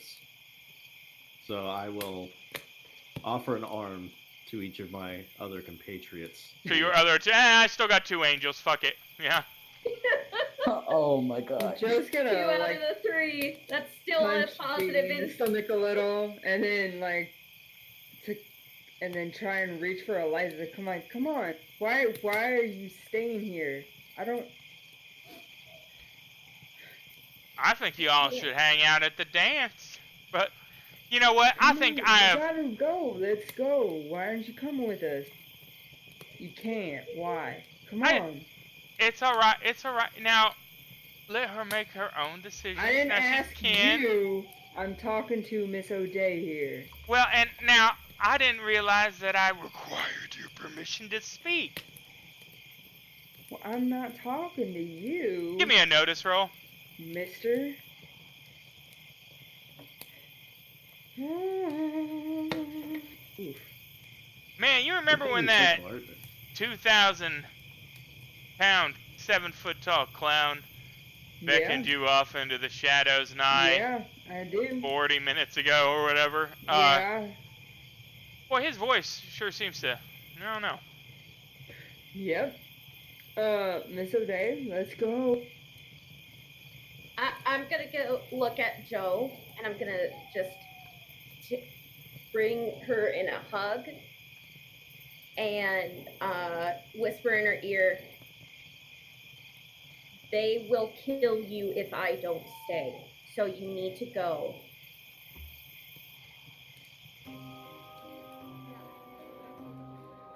You think that's gonna make Joe leave? I don't know. I am trying every single thing. Oh, I wanted to add one more thing. One more thing. Sure. I forgot I was going to add this. And I'm going to say, read the note in the pocket watch.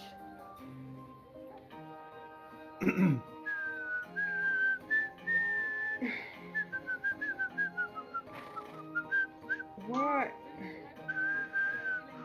And I am going to hopefully put my hand behind Wilbur's shoulder and have us both walk away towards the hoedown.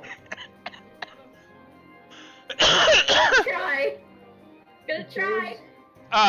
Joe's gonna. He takes your arm in his, right, and places his hand on your wrist, firmly locking it into position with his arm lashed around you, and says, "Shall we, cousin?" They walk away to the hoedown, leaving Joe, Jeremiah, and Victoria wondering, what the fuck kind of carnival is this? But Joe wheels around to talk to JD, and Victoria's like, "We're not leaving till Miss O'Day's with us." Well, no shit. I mean, right? Obviously, but we are halfway through our episode at this point, so you know what that means. We are going to take our 5-minute bathroom break and stretch. Thank you so much for watching so far. If you don't already follow the channel, I can't think of a good reason not to. I mean, all it is, you go click, poof, this thing lights up. There's a big fireball that says new follower. And then we all go, oh shit, we got a new follower. And then you're you know, the star of the show. You can chat in the chat. If you're already a follower, right, and you're like, you know, being a follower is cool, but what I could really use is a little extra, a little muster. Have you considered subscribing? That's right, subscribing. And you can do it for free, assuming you have Amazon Prime. You can use that Amazon Prime. Give us $2.49 of money a month for free for clicking a button twice. Wow. And how about this?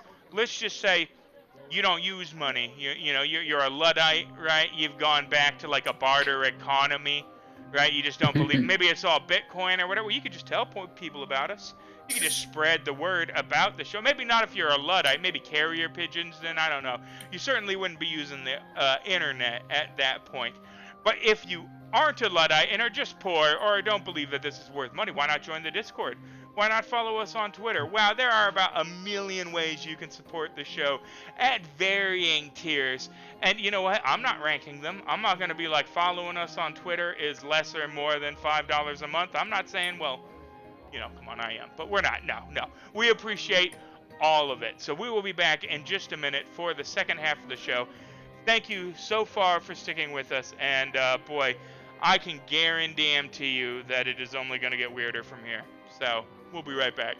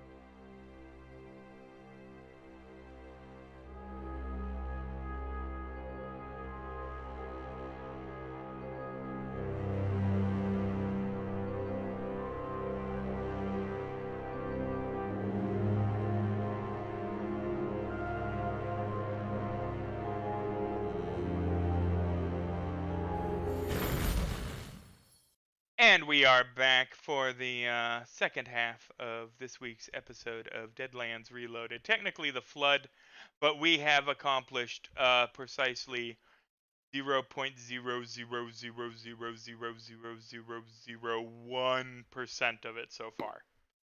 So, welcome to the weekly Deadlands show at any rate. We're in a Carney town. Miss Eliza O'Day has just linked arms with Wilbur Domino, the creepy dude you guys see on the screen there with the glowing penis substitute. They are going to a hoedown, which everybody else has been invited to, but has declined for reasons of Mary's furtive and desperate eye contact. And now we Yes, find ourselves That's what I do. at a crossroads. Eliza's walking off with Wilbur. You guys have a hoedown. You guys could go see the freak show.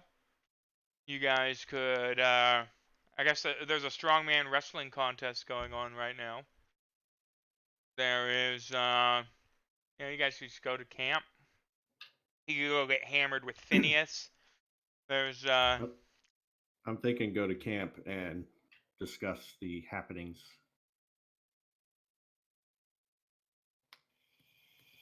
Come up with a plan.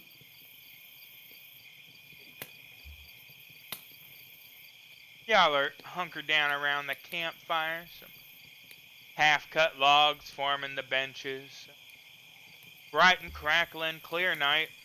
Not too many clouds in the sky. You can see the whole of the sky, star-shaped swept up above you. It's kind of pleasant. Gary snoring in the front of the wagon. Phineas is wandering around mixing bigger jugs into smaller jugs.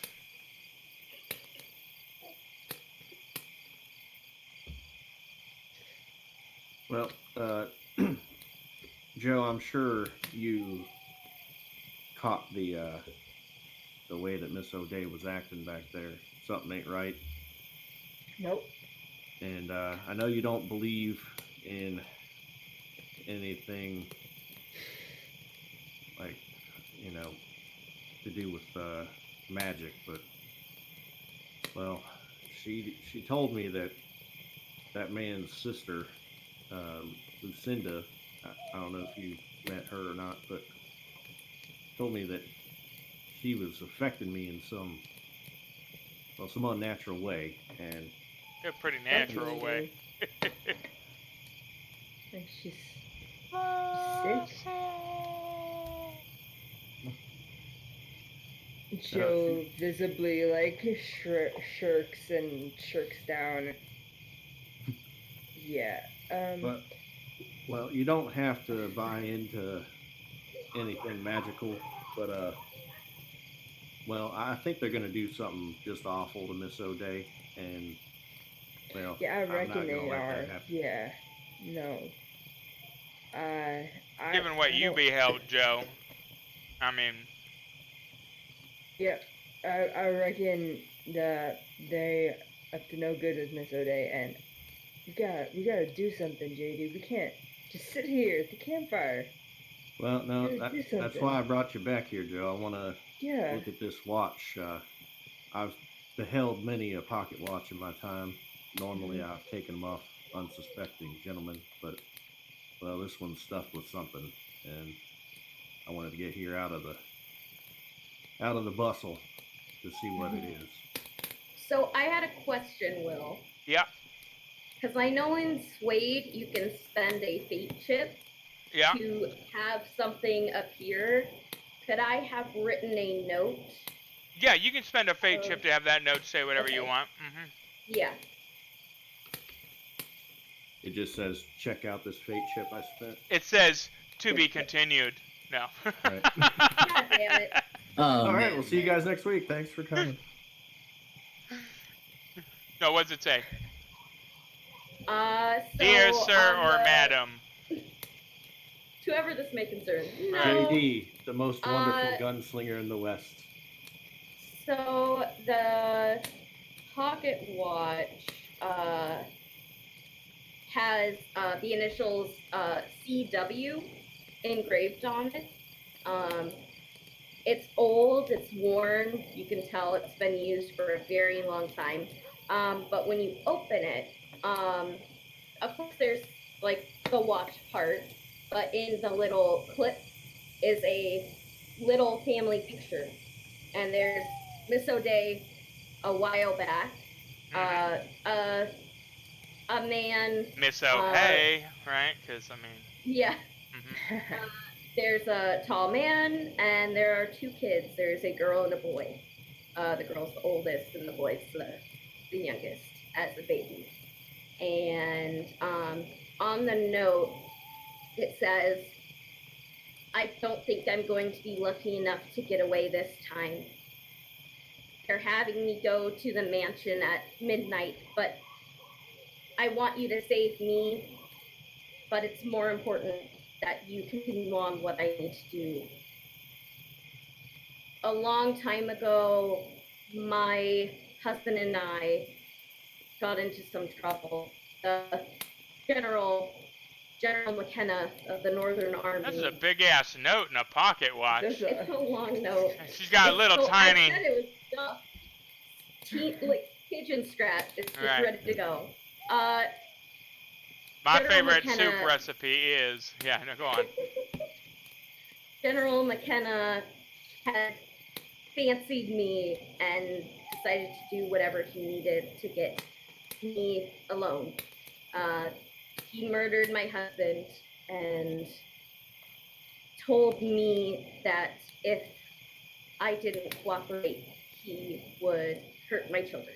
So I have been along. There's a lot that happened that night that I don't want to get into, but Continued on the back. Okay, for something like you could just ... Right. Yeah, Yeah. dot, dot, dot. Yeah. 4 and 7 years ago. All 4. I mean, Jesus. I don't really want to get into it right now, but if you insist. we Right. can- Right. He kidnapped my 2 children. I don't know where he has them, but I need help, and if I need someone to save them. Give me a notice That's what roll, it says. Jeremiah.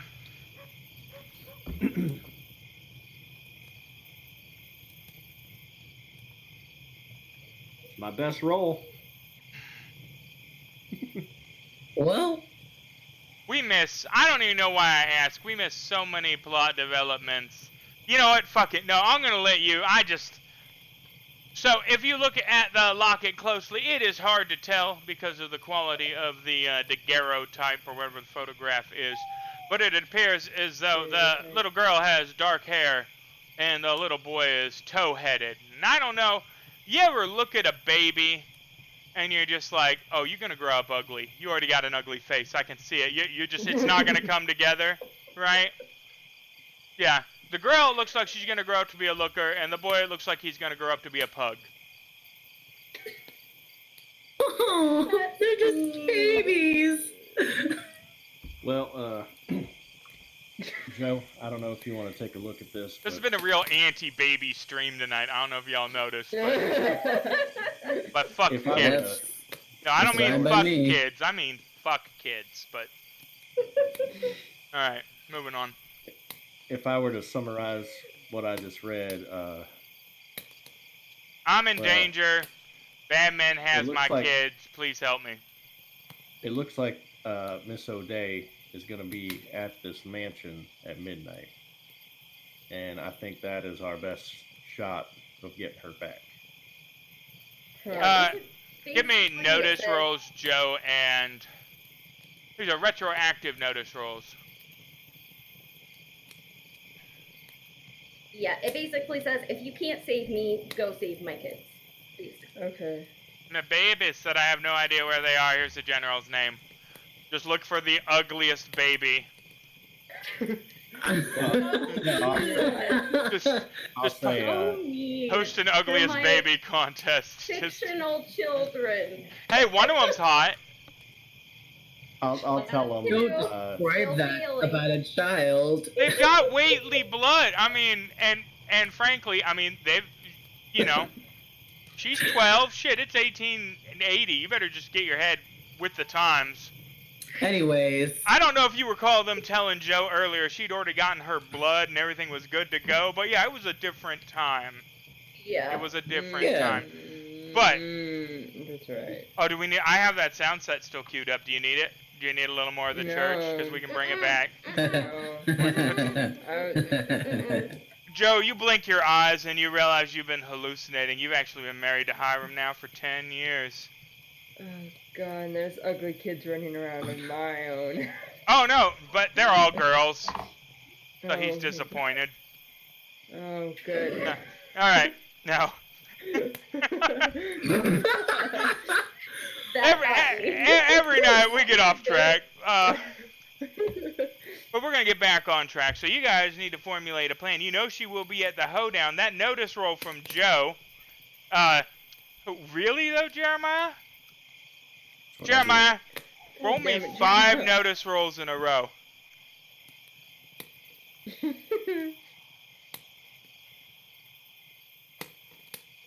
Wow. do.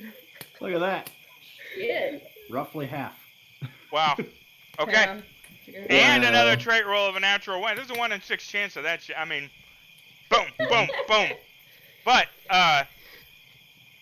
if it's the house you're thinking of, Joe, Fessler Manor, there were a few strong-looking gentlemen standing out front. Carney types for sure, but they weren't like doing the gardening, you know? Yeah. Whew. Joe, the end of this note says that Miss O'Day would like us to move on if we need to, but it Yeah, requests right. that we protect her children for her. Now, I think she's probably the best person to protect her children. Yeah. Given what Yeah, you've they're seen good of Miss kids. O'Day, is that an accurate state? Alright, yeah, no. Yeah, no, definitely the mother's best. love and all yeah, that, you know? yeah. because we're great candidates. Yeah. I'm just Change saying, babies with a revolver, Will. Jesus. Joe already has a minor enemy. She has experience with children, you know? Oh god. And that's I have a an undead minor enemy as guy in a after me. underage enemy, a minor as in a literal minor because she murdered his father, Flappy Arms. Can we get a Flappy Arms Yeah. emote in the chat, Rip? Yes. Yeah, let's Flappy arms. give it up for Flappy Oh, Arms. shit. Stolen in his prime. I'm not trying to cheer, I'm trying to emote. Wow, they won't let me pay myself? That's... That makes no sense. Rude. Uh-oh, did Drew lose the privilege? Is he no longer a subscriber? No, Drew. Blasphemy. Mine got. Mine. Now I have to edit the end credits. We have to take a 10-minute break while I remove my best friend Drew from the subscriber credits for the game. There we go. He got the caps lock. So, moving on. No, you say I'm going to Florida for this guy's wedding in like 7 months. Can you? I've never done this before in my life. No, he gets to stay in the VIP section. But moving on. So you know she will be at the hoedown. It's not like I keep pushing the hoedown. Well, here's the problem with the Have you guys hoedown. heard there's a hoedown? There's a lot of people at a hoedown. Tons. Yeah, And including Hezekiah, so. I only have 12 bullets at any given time. That's how Jeremiah thinks of problems. The number of bullets it's going to take to get through. Oh my god. Changing the baby with the gun. Well, So Here's my plan. I don't know how you're gonna dance in a hoedown with 12 bullets. You're right. I mean, because you're gonna have to shoot at somebody's foot every time you want it to move. That's like 5 seconds of hoedown. That's Right. Yeah, exactly. But Joe, I think, and maybe Victoria could chime in, but I think we hit that mansion right at midnight, and we have a escape readily available, because I think it's going to be a bloody night, if you know what I mean. Turning on her translator. Look, you are right in believing that. I'm sorry, I'm just trying to slow it down. in Sorry. Roboto. In Roboto, huh? God, English is hard enough. English is hard enough. Thank you. Yes. Thank you.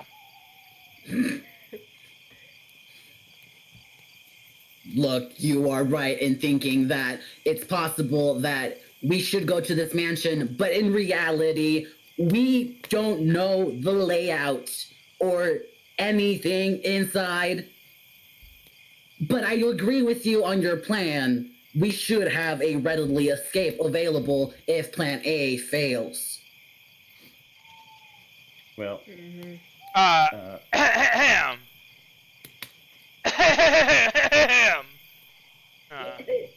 don't make me kill this guy, Will. Go ahead. Phineas is standing there Cough drop. in his union suit. You know, it's just his underalls with the butt flap, right? He Yep. says, sounds like you folks need a distraction. Oh, If we ever needed a that distraction, dirty tonight's the con night. man liked me. I wouldn't get ahead of yourself, sister. He says psychically Right. through the ether. I just understand. New power, yeah. Drinking too much of that elixir. I'm just saying, I mean, she didn't put on the best show, but after a couple of gigs having the whole seductress bit, you know, we could work that in. It could be an 8-hour formula. What if we took this broad, right, and he points at Joe, and it says, she was the gal, we lock her in the wagon, hidden compartment, bingo, bango, bongo, wait, 4 hours in the wagon, right, she comes out all bada boom, right? And besides, if I save this broad, maybe she'll wear a little lower cut bustier next time she's trying to sell my shit, right? Let's get back on topic. I thought we was on topic. What do you propose for the plan to distract? Oh, well, I mean, so I know they got a communal drink fountain at that hoedown, right? The big punch bowl. What if we were to, you know, well, I see you've noticed one of the special ingredients of the charisma elixir, and you look over for the first time and you notice that there is a big glass jug directly below where the horse is sat in front of the wagon. it gets it that insane. Oh, come on, it's only like 50 parts per 100. Is anyone else having the Sweeney Todd reference? Tastes like piss. Yup, it's piss. So you think we should spike the punch bowl? I'm just saying, if you want a distraction, right, I have several, chemicals that could be inserted into the communal drinks that would make people feel all kinds of ways. Now, of course, now I couldn't just give this away out of the kindness of my heart, you understand? Of course. What's your price, trickery man? Well, now, I am glad that you asked so straight so we can dispense with the bullshit, right? I will tell you, you guys are on contract with me for, let's say, 5 shows. You still get paid your cut, but you gotta do 5 shows with me. As long as those shows are anywhere but here, I'm in. Given the portents of what's about to go down this evening, I get the feeling we will not be selling anything here again for quite some time. But this is a sacrifice, of course, that old Phineas is willing to make for you. What do you think, Joe? I mean, kind of on a different part, but Worried about the part in the show. Well, I mean, fuck Eliza. Do I really want to get punched a couple of times? You know?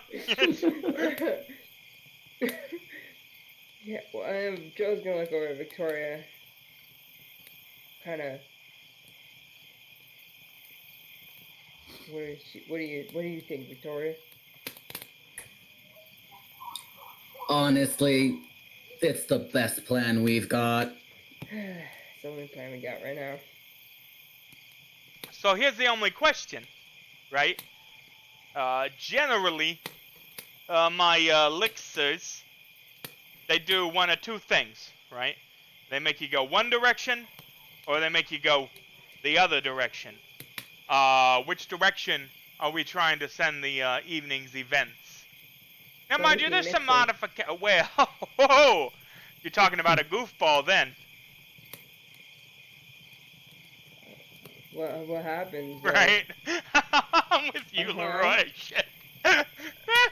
You know? I mean, it's Wednesday.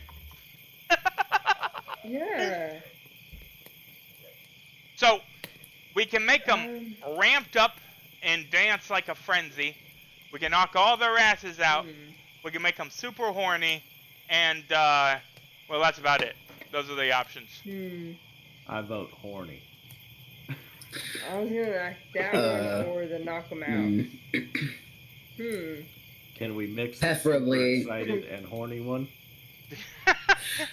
Can we mix the excited and horny one? Yes. The furious fucking elixir. Here we go, guys. I believe that's a little bit of meth, right? And a little bit of MDMA. Yeah, no, yeah. Yep. Let's be real. We're not equipped to fight 30 meth-upped dancing people 30, I think there's with the strength. Well, you got the numbers. Well, so first of all, let me stop you right here. You're talking more about 150 to 200 horny methed up people. Right, because it is just about everybody assembled at the fairground for the hoedown. Let's do the knockout one. I know you want to see some fucking G, but come on, you can go to a whorehouse for that. All right, then. Let's put them on their ass, Phineas. That's your name, right? It's Phineas Bill. Ferb, yeah. Bill. Yeah, but as far as anyone else knows, it's Phineas, right? I mean, Bill doesn't really play so well. Very well. Bill Smithers, you know, come on. Bill Smithers, Alchemical Regents. I mean, I tried, right? You know. I see where your issue would be. But, all right, yeah. So, sleep, huh? Like they never slept before. All right. Come out. He goes digging in the back of the wagon. Chaos. Some glass breaks. He curses, right? And he comes out with a giant gallon green jug with 6 X's. 6. 2 rows. What's it smell like? Don't smell it. You just bring everything up to your nose. Goes out. Yeah, I would definitely recommend. Hey, this smells like ether. Boom, you know, like. With a scent of almonds. Right. I will take the jug. Thank you very much. Yeah. All right. I mean, there's gonna be a lot of people there, and you know, I mean, you're gonna have to very stealthily administer this whole gallon What if to we the put it in giant different vat. containers? Separate containers. So Oh, you- so you it would take one- multiple unnoticed efforts to get it in. You're right. You're right. Why don't we have this lady or plot all the one big robberies? one. Yeah, like everyone's not gonna notice you coming over with a big green jug. I'm just Huh? saying. So we're gonna need a little distraction, right? For the big distraction. Mhm. And I would rather not create a series of little distractions because it draws more attention to us, right? Then look, where are we then, right? They see, oh, look, there were 4 separate incidences where Phineas said something fucking stupid, right? Like that's, I mean, eventually, right, all roads point to us then, and we can't be having that. We got to do it on the down low. One big pour, one little distraction for the big distraction. Trust me, this isn't my first mass drugging of a group of cultists. Oh God. What have you been up to? we'll I have don't wanna to. know. We'll have to get Sounds that like story a out of you. family Story Phineas. to find out. We got Well- 5 shows to go through to find out. Bill, you got any hose or pipe it that maybe I could rig something up to? Are you gonna try and Leave in the siphon the 6X jug Well, into no, the- I was, I mean, because, like, was I will let thinking- you... We can do that if you want. 6 X's. We can do that if you want. no, I was more thinking of some kind of apparatus I could maybe hide under my duster and lean over real, like this.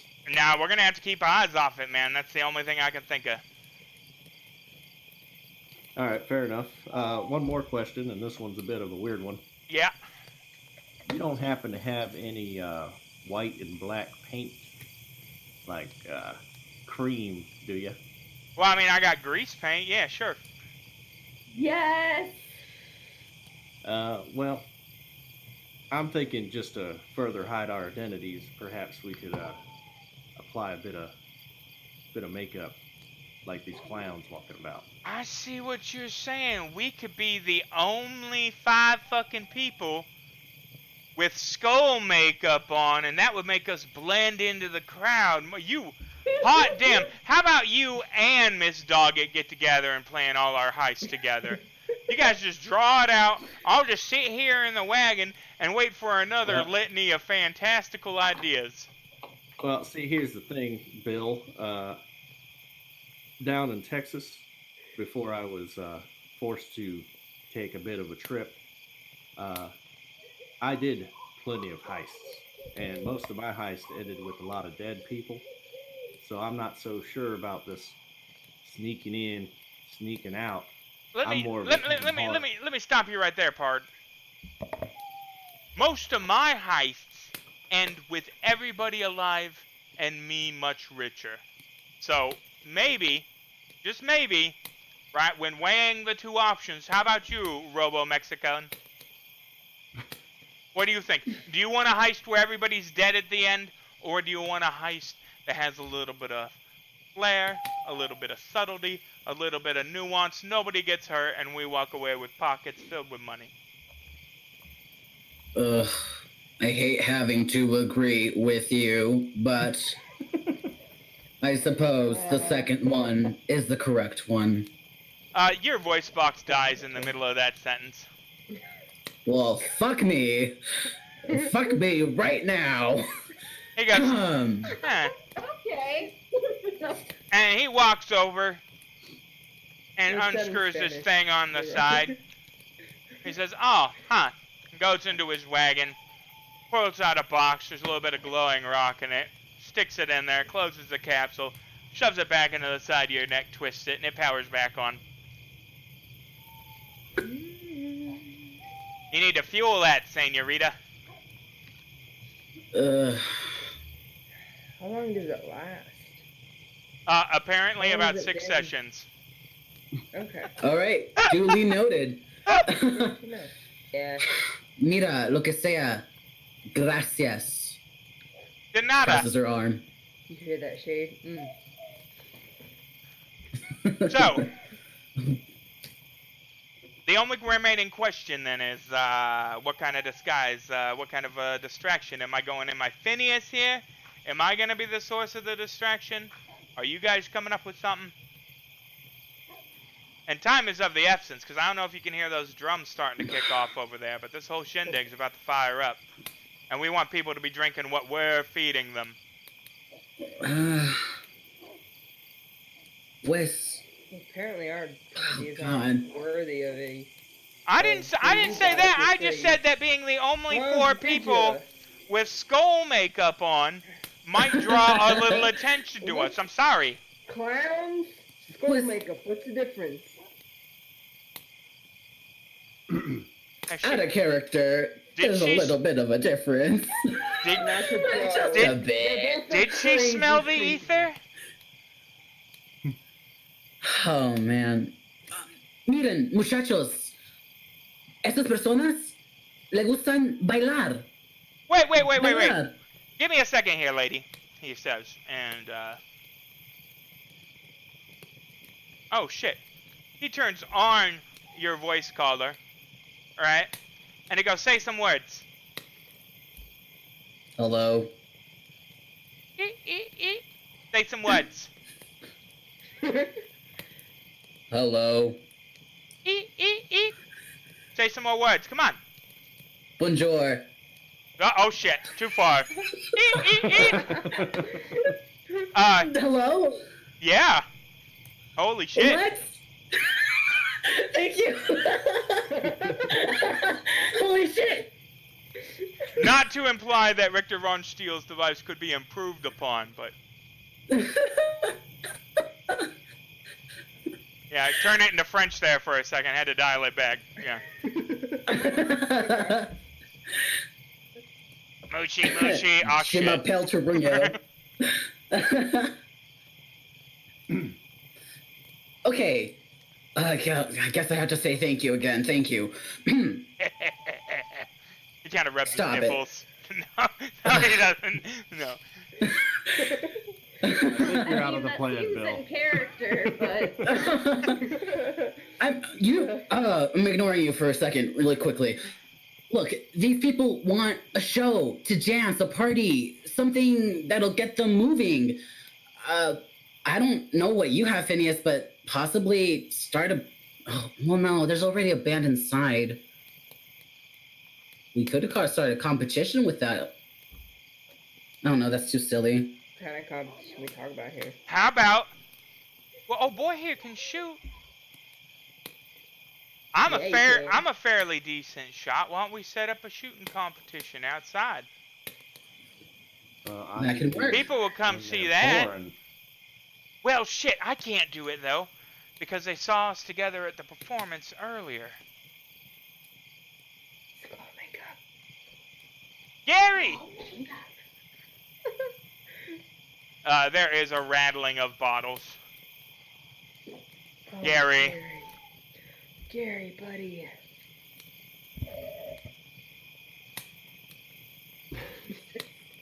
every time it just kills me. man.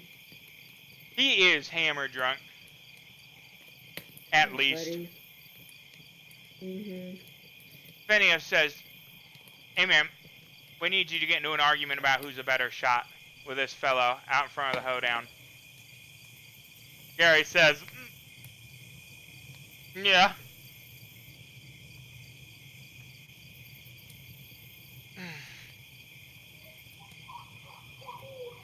Well, here's the out of character question. Yeah. who is better at stealthily pouring this liquid into the bowl. That is quite a question, isn't it? Well, maybe it will require a couple of distractions. Maybe Joe could find Hezekiah and get all, weird with him. Yes. Yes. Just start yes. bumping and grinding on him, doing like dances that are 120 years in the future from their time, so that everybody's like, Joe's just gonna twerk on the dance floor, and they're gonna just be like, just a Marty McFly. You guys ain't ready for this one yet. But your kids will love it. Just bust out Johnny B. Good on the fiddle. Just. Yes! Yes! No, but we need a distraction, guys. We need something. No, how about you and Gary have a shooting contest? I'm sure you could beat him even when he's not inebriated. Well, now Not that you gotta win anyway. is an interesting wrench, and something I didn't have at all planned relating to who I assumed would be in shooting contests. That's good. I like that. Yeah, I don't have to frantically scramble with that information at all. Well, I'm just thinking. No, it's great. It's great. No, the most prepared to You are. stealthily pour this jug. Joe, that's the most important part of it. Are you going to get in a shooting contest with Gary out in front of the hoedown? Me? Yeah, you. Joe? Oh, I thought you said. No, the other Dale Joe. For some reason.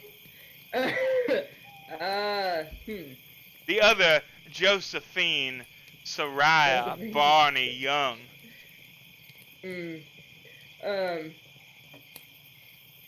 I don't feel comfortable giving that guy a gun, JD. What? A fighting contest. Oh. Now, Yeah.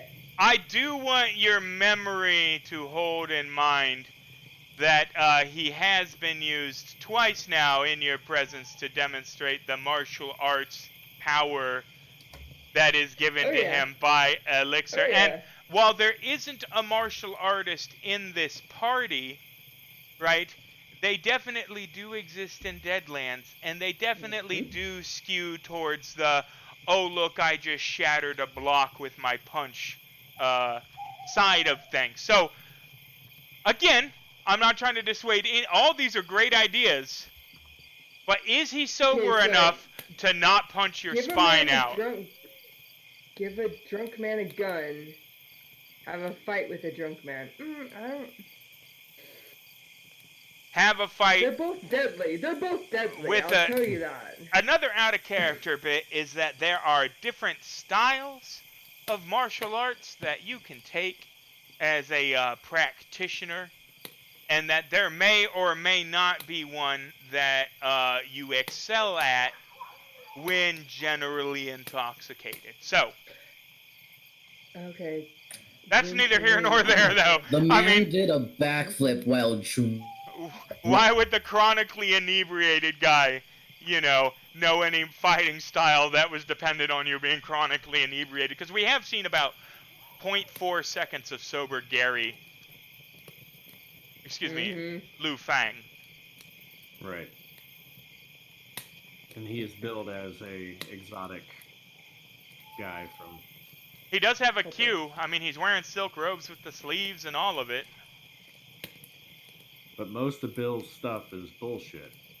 So it's possible he's not real. Most of Bill's stuff is bullshit, but all of it is drugs. Like, he's not giving people, like, soda water. I mean, he's clearly... I mean, he's got his finger on the pulse of something.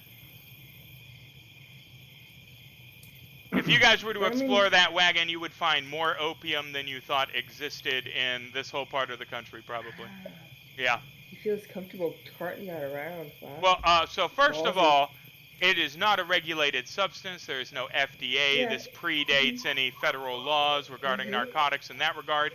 Now, mind you, if it was in your possession and you were Chinese in certain parts of the country, that'd be a whole different affair, right? But no, as a white doctor with a bunch of medicinal, no.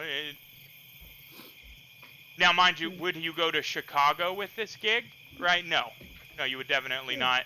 Right? New York City, anywhere back east, no, this wouldn't fly. But out here, where people don't have any book reading, right? Yeah, no, he's a doctor.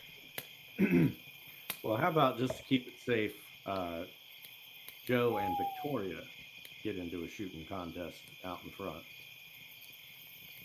Couple of ladies with heaters. Yeah, I mean, I could see gals pig iron attracting. We'd have to tar them up a little or something, though. I don't know.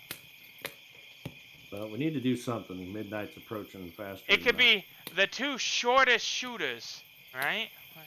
Because one of them's canonically 5'1", and the other one. Oh no, never mind. I keep forgetting Eliza's. Victoria's the jolly twin giant. Yeah. No, if you guys want to get in a shooting contest, that's fine. That'd be fine. That would probably distract people away. It makes plenty of noise. Couple of gals slapping pig iron. That's a spectacle. That's gonna put you in the center of attention, Joe. Oh yeah. Oh yeah. I mean, if you think Hezekiah wasn't going to notice her again tonight at some point, I mean, have you ever played a game with me? Do you think it was just gonna be so I could shout Lucy in the back? No, that's just come on now. Well, I think Hezekiah are least important. If you're really concerned for your safety, Joe, it's gonna be the best option, and maybe we can just play along with it. Nah, sure.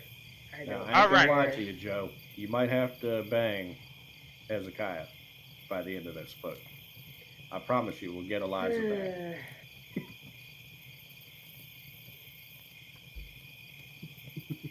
So, Miss Eliza O'Day, there is a raised box seating in an elevated station, right? There's a series of bleachers in a semicircle. Yes. There's a band with a stage right there getting together, and you're in the box seat next to Wilbur Domino. There is another empty seat in the box seating area. You can only assume is reserved for Lucinda. Yep, I'm just kind of trying to watch everything, watching exits. I'm trying to figure out what's going on, but not in a way that's like, oh, what's going on? Like, oh, you're not telegraphing your every motion to the psychopath sitting beside you with the magic gun? Yeah, okay. Yeah. I just thought that went without saying, but, you know, no, then again, you have played games with me, so I'd be like, well, you didn't say you did it subtly. No, but all right. He says, you're going to like this, cousin dear. These hoedowns get to be quite a spectacle after the humors are aroused. And what does this hoedown do? I've never, I've only met one other Whately. I don't know much about that. Well, ask away, cousin dear. So, what are you planning on doing here? You're gonna have to be more specific. I mean, what if you say these hoedowns happen all the time? What happens? Oh, you'll see. These festivities are about to get very, very festive. And people are taking each other's arms, swinging around, like smiles all around. The band's just cooking, right? People are, they got the lanterns lit, right? So it's a very well kind of semicircle. It's almost fairy lighting. It's old-timey fairy lights, right? It would be the best hipster backyard party ever. I mean, we have string instruments for the music, right? None of this is electronic, right? All the food was locally sourced, artisanal, handcrafted, right? And there is a giant open vat with a spigot on it filled with some kind of jungle juice concoction of some sort that people are taking cups of, swigging back. It appears very strong, though. Ladies taking small cups, fellows grimacing a little trying to play it off. And the party is commencing. Jeremiah, there is a fellow wearing a dirty tailcoat, you know, like the top half of a tux. And he says, admission is 50 cents, sir. Alright. I'll hand him 50 cents. And give me a stealth roll.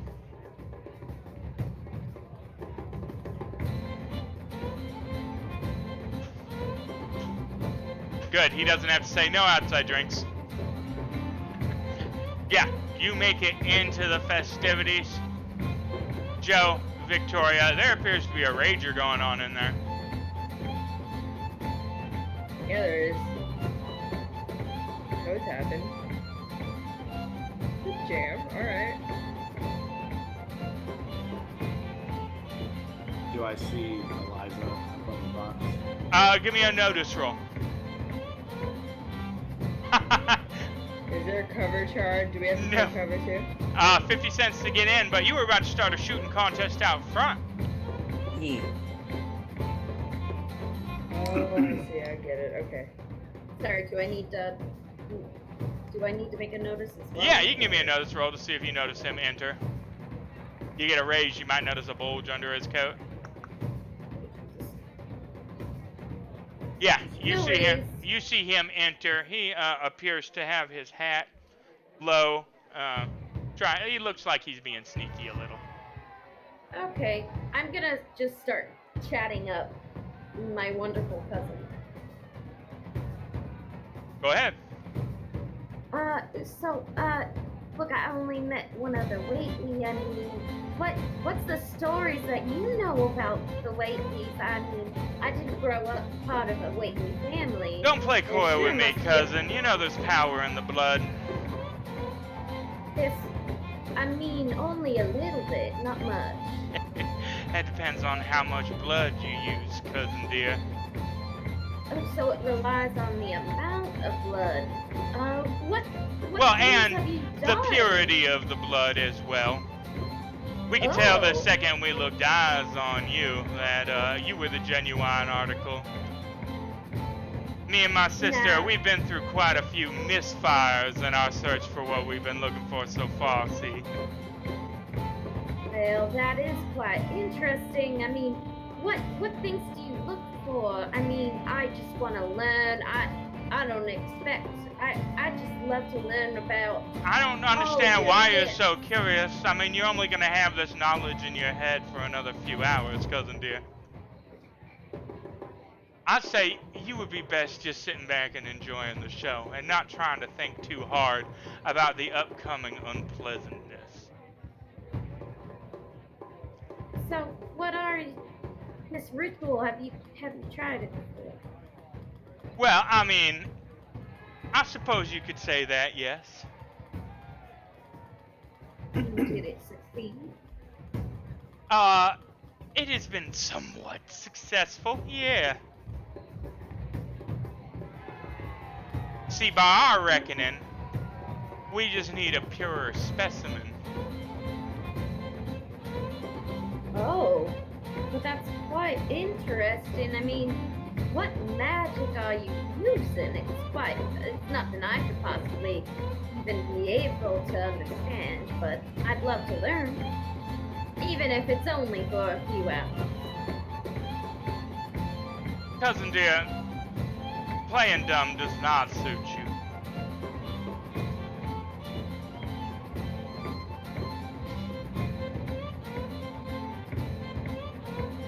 Jeremiah, you have made your way over to the large wooden vat that contains. I just fucking love this song. Oh my god, I don't know why.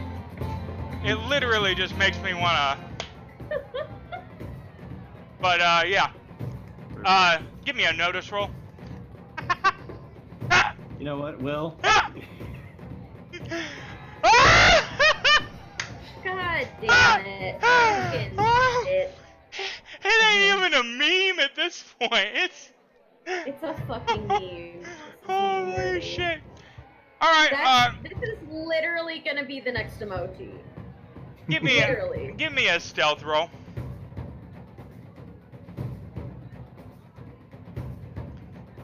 There you go. Yeah, you get the cork off. and manage to pour the entire contents of the jug into the, red liquid inside. And, yeah, set it down, nobody none the wiser. Alright. I will make my way back outside. You make it about 5 steps when a very large, very firm grip hand plants itself on your shoulder. And you hear, I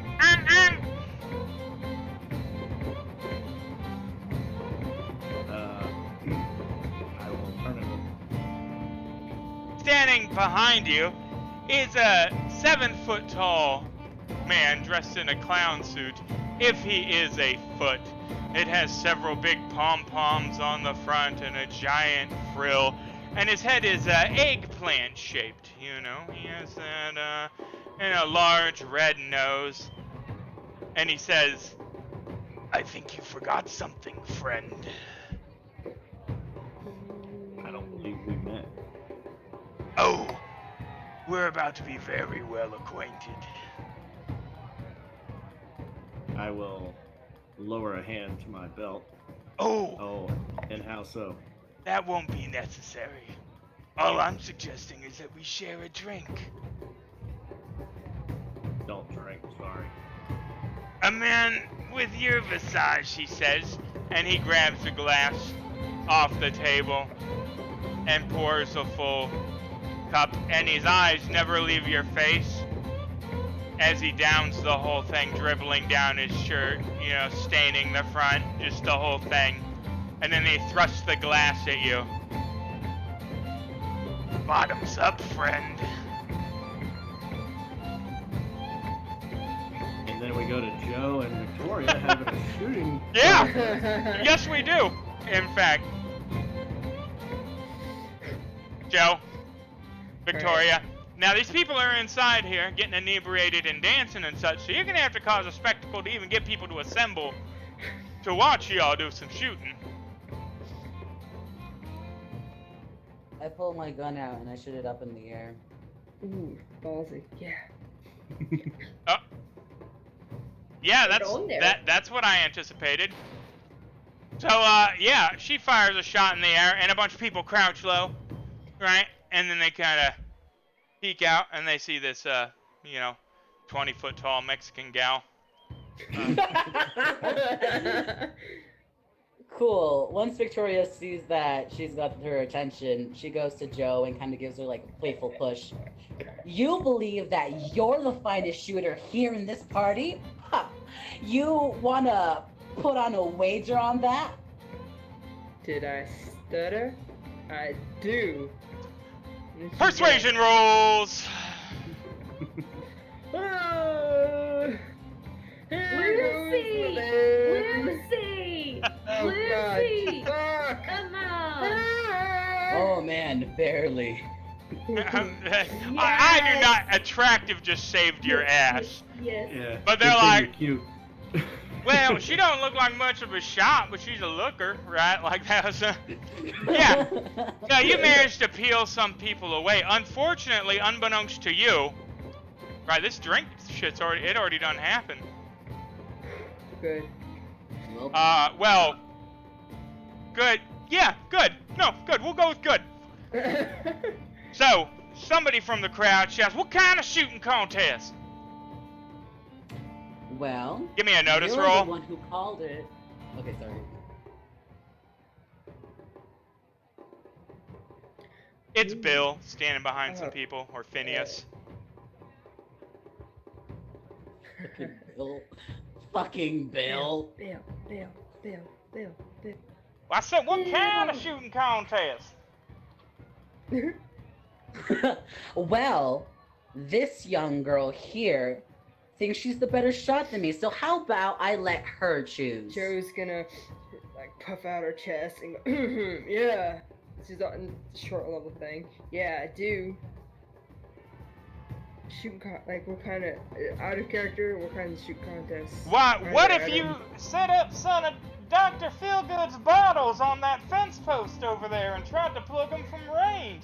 I understand they are both affordable and filled with fabulous elixirs. He's So pushing That it. you are right, sir. Just a little too hard. Great suggestion. Shootout I contest say. sponsored by him. Sponsored by Dr. Feelgoods. Yeah. Victoria goes and sets up some bottles over to a far range that I guess is like a fence post, whatever. Yeah, there's a nearby. fence post, some tents, you know. Alright. She. So saunters first off, back. I figure this should be a 3-round deal, right? We're gonna start at short range, then we're gonna work our way to medium range, and then we're gonna finish at long range. Yeah, we are. First person to make a shot, the other person misses, wins. So, let's start first off, straight shooting rolls from both of y'all.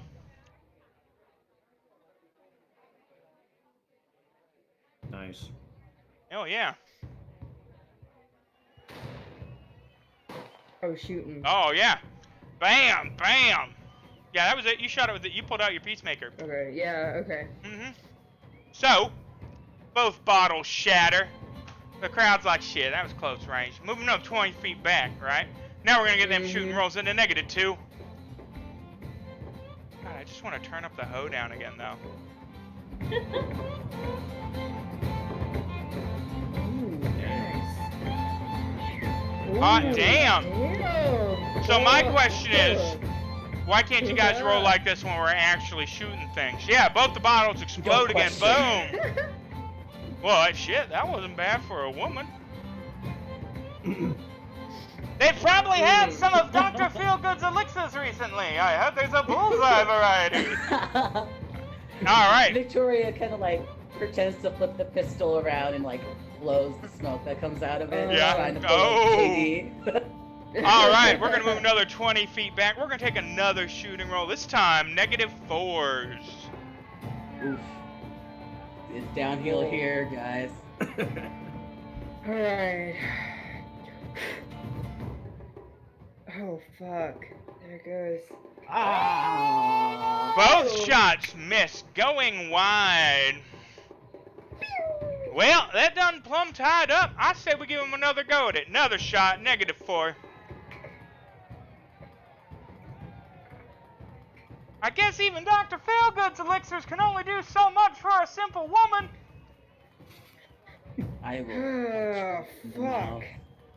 Damn. Victoria swivels around and blows Dr. Feelgood's head off. Boom.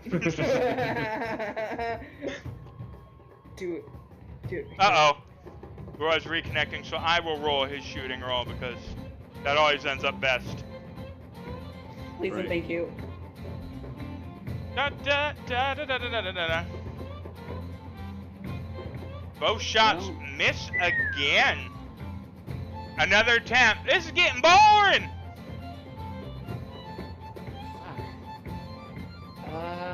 -4s.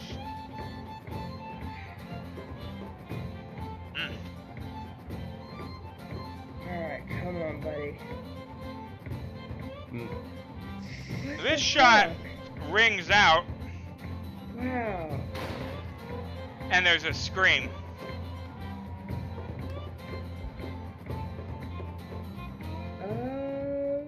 None of us got negatives. Distraction. What the fuck? One of the strongmen comes running out of the tent from behind where you guys were shooting and says, "We need a Sawbones! We need a Sawbones! Rufio the Amazing's been shot!" There's a distraction. Alright. I saw Element of one. distraction. Is that a doctor? Yeah, oh yeah, no, they need a doctor for sure. Oh, fuck me, man.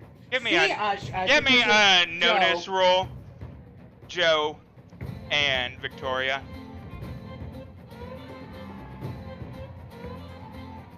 Damn, alright. You both see some movement in the shadows around the side of the tent, and then it's gone.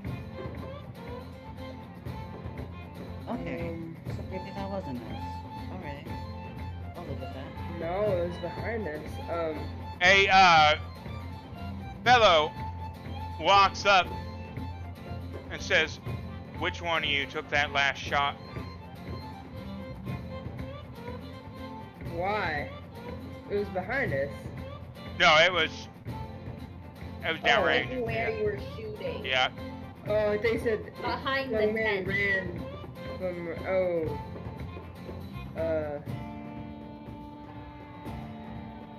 I did, I guess. Well, ma'am, But you're I- under arrest yeah, for murder. I did it. Murder? Hey, You don't even know he's dead yet. pull not that I dead, is he? can, Is he man. still jumping? Click, click.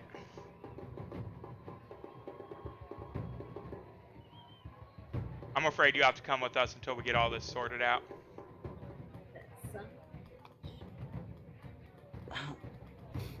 Oh my god. Where's the man who got shot?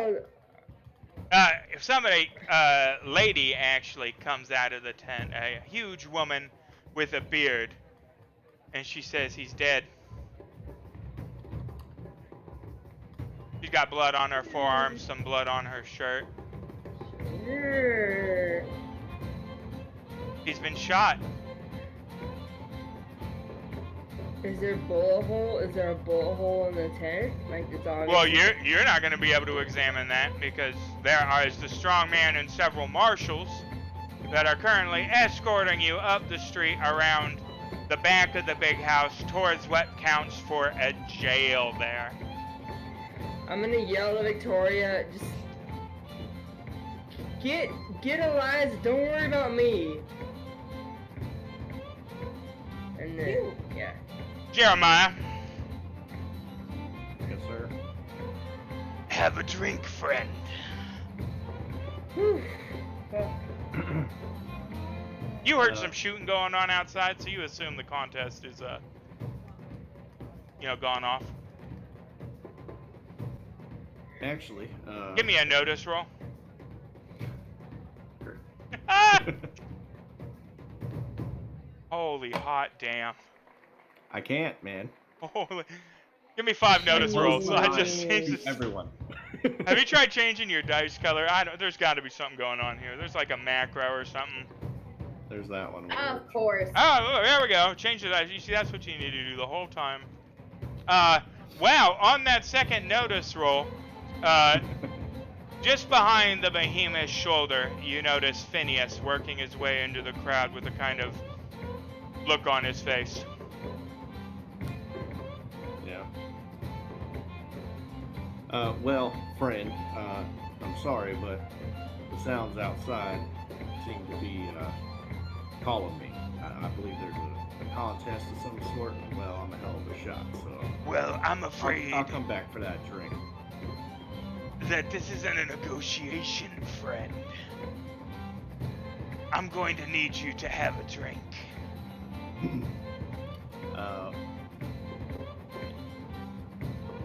Listen, this doesn't end well for either one of us. From behind you. I'll glance like, super cool cowboy right below my head. Yeah, this one is grinning at you, but his grin takes up the entire bottom half of his face. Ooh. It almost looks like his lips have split on either side of his mouth a little, right? From just the sheer Oh, intensity man. of the grimace. And he says, "Take a drink, friend." I'm fanning myself.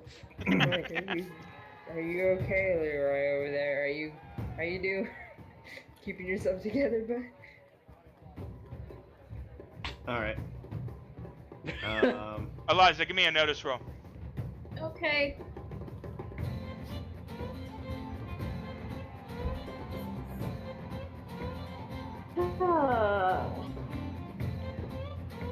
Seven.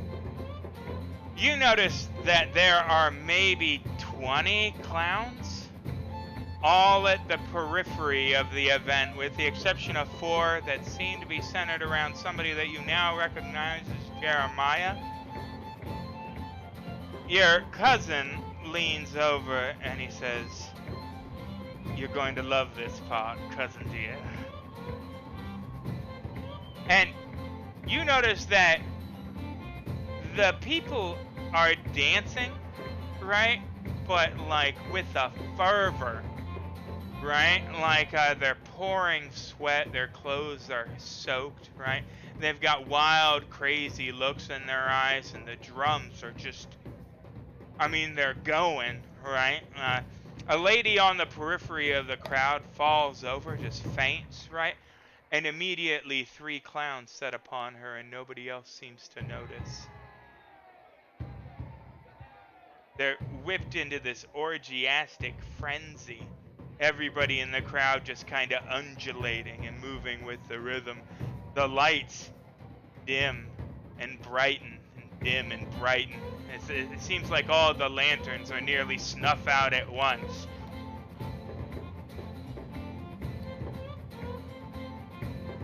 So what are you doing? Oh, I'm not doing anything, dear. I'm simply feeding the pets. Oh. Well, I mean... There's a sharp, short scream from the crowd, right? As you see a clown reach over and drop somebody that was dancing. The partner they were dancing for, completely oblivious. Well, I mean, I'm probably going to die soon. Could you dance with me just one time?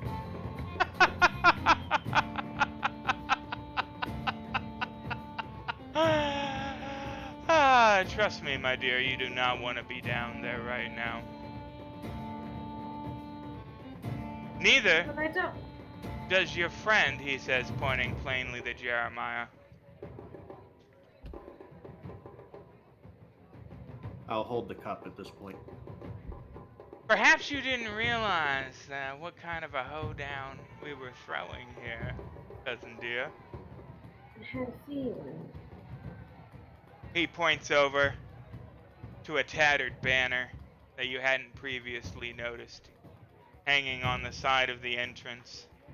And in it, seemingly painted in dried, congealed blood, it says, "To be continued next week." Yep. Joe! You did it too well. Then you turn it up, you can jam out. Oh man. So that has been our show this So week. frustrated. Get ready to see a new character from me next week. No, I'm gonna save you. Oh, you're Um, you're gonna. I'm gonna save Yeah. myself. No. Yeah, no, factually, everybody is going to survive. Nobody is in any trouble. Nobody murdered yet another individual who was just in there just getting swole. He was just getting his lift on, and you're like, this is a good point to put some bullets. But yes, that was our show. Thank you so much for tuning in. If you like what you saw, please follow us. Please subscribe. Please do all those things. I've already said this once before. There's a Disco. There's a Twitter. You can give us money. You can not give us money. You can tell your friends about us. Lots of ways to support the show. Hell, just going back and literally watching the show we have already recorded and edited for you is a fantastic way to help. Go catch back episodes. We highlight funny bits there. Some of those on occasion. But at any rate, that will be it for this evening. Tune in next week, because if you thought they were fucked at the beginning of this week, right? I mean, isn't that funny, guys? Because I swear that, like, when I started this session, I was like, wow, 2 of them are literally in hell right now. It can't get much worse than this, right? The dice kind of fucked us, so. Oh, so much. So much. I haven't had a notice roll. In like 3 weeks, yeah. But tune in Fridays for Better. Dead is Better. I should know the name of my own show. There are zombies. There are these fantastic people playing themselves. Me attempting desperately to kill them. A Coast Guard ship just crashed into the side of their cruise ship, and it is now sinking. They all gonna die. There's a hurricane. There are people eating people. It is amazing. We can do it. 50 Fathoms on Sundays. Pirate show. Really fun. Went fantastic. Learn about a whole new universe with its own creatures and mythology, and this kind of Pirate of the Caribbean vibe that we got going on, because it's a lot of fun too. And then, of course, last but not least, Tate and Miles will be back next Tuesday. Had Miles was traveling this weekend. Well, it's not just the Tate show. But at any rate, from all of us here at the League of Gentlemen Explorers to you, may your dice always roll hot, and just have a fantastic evening. Thanks for watching, guys. Bye, guys. See you Adios. next week.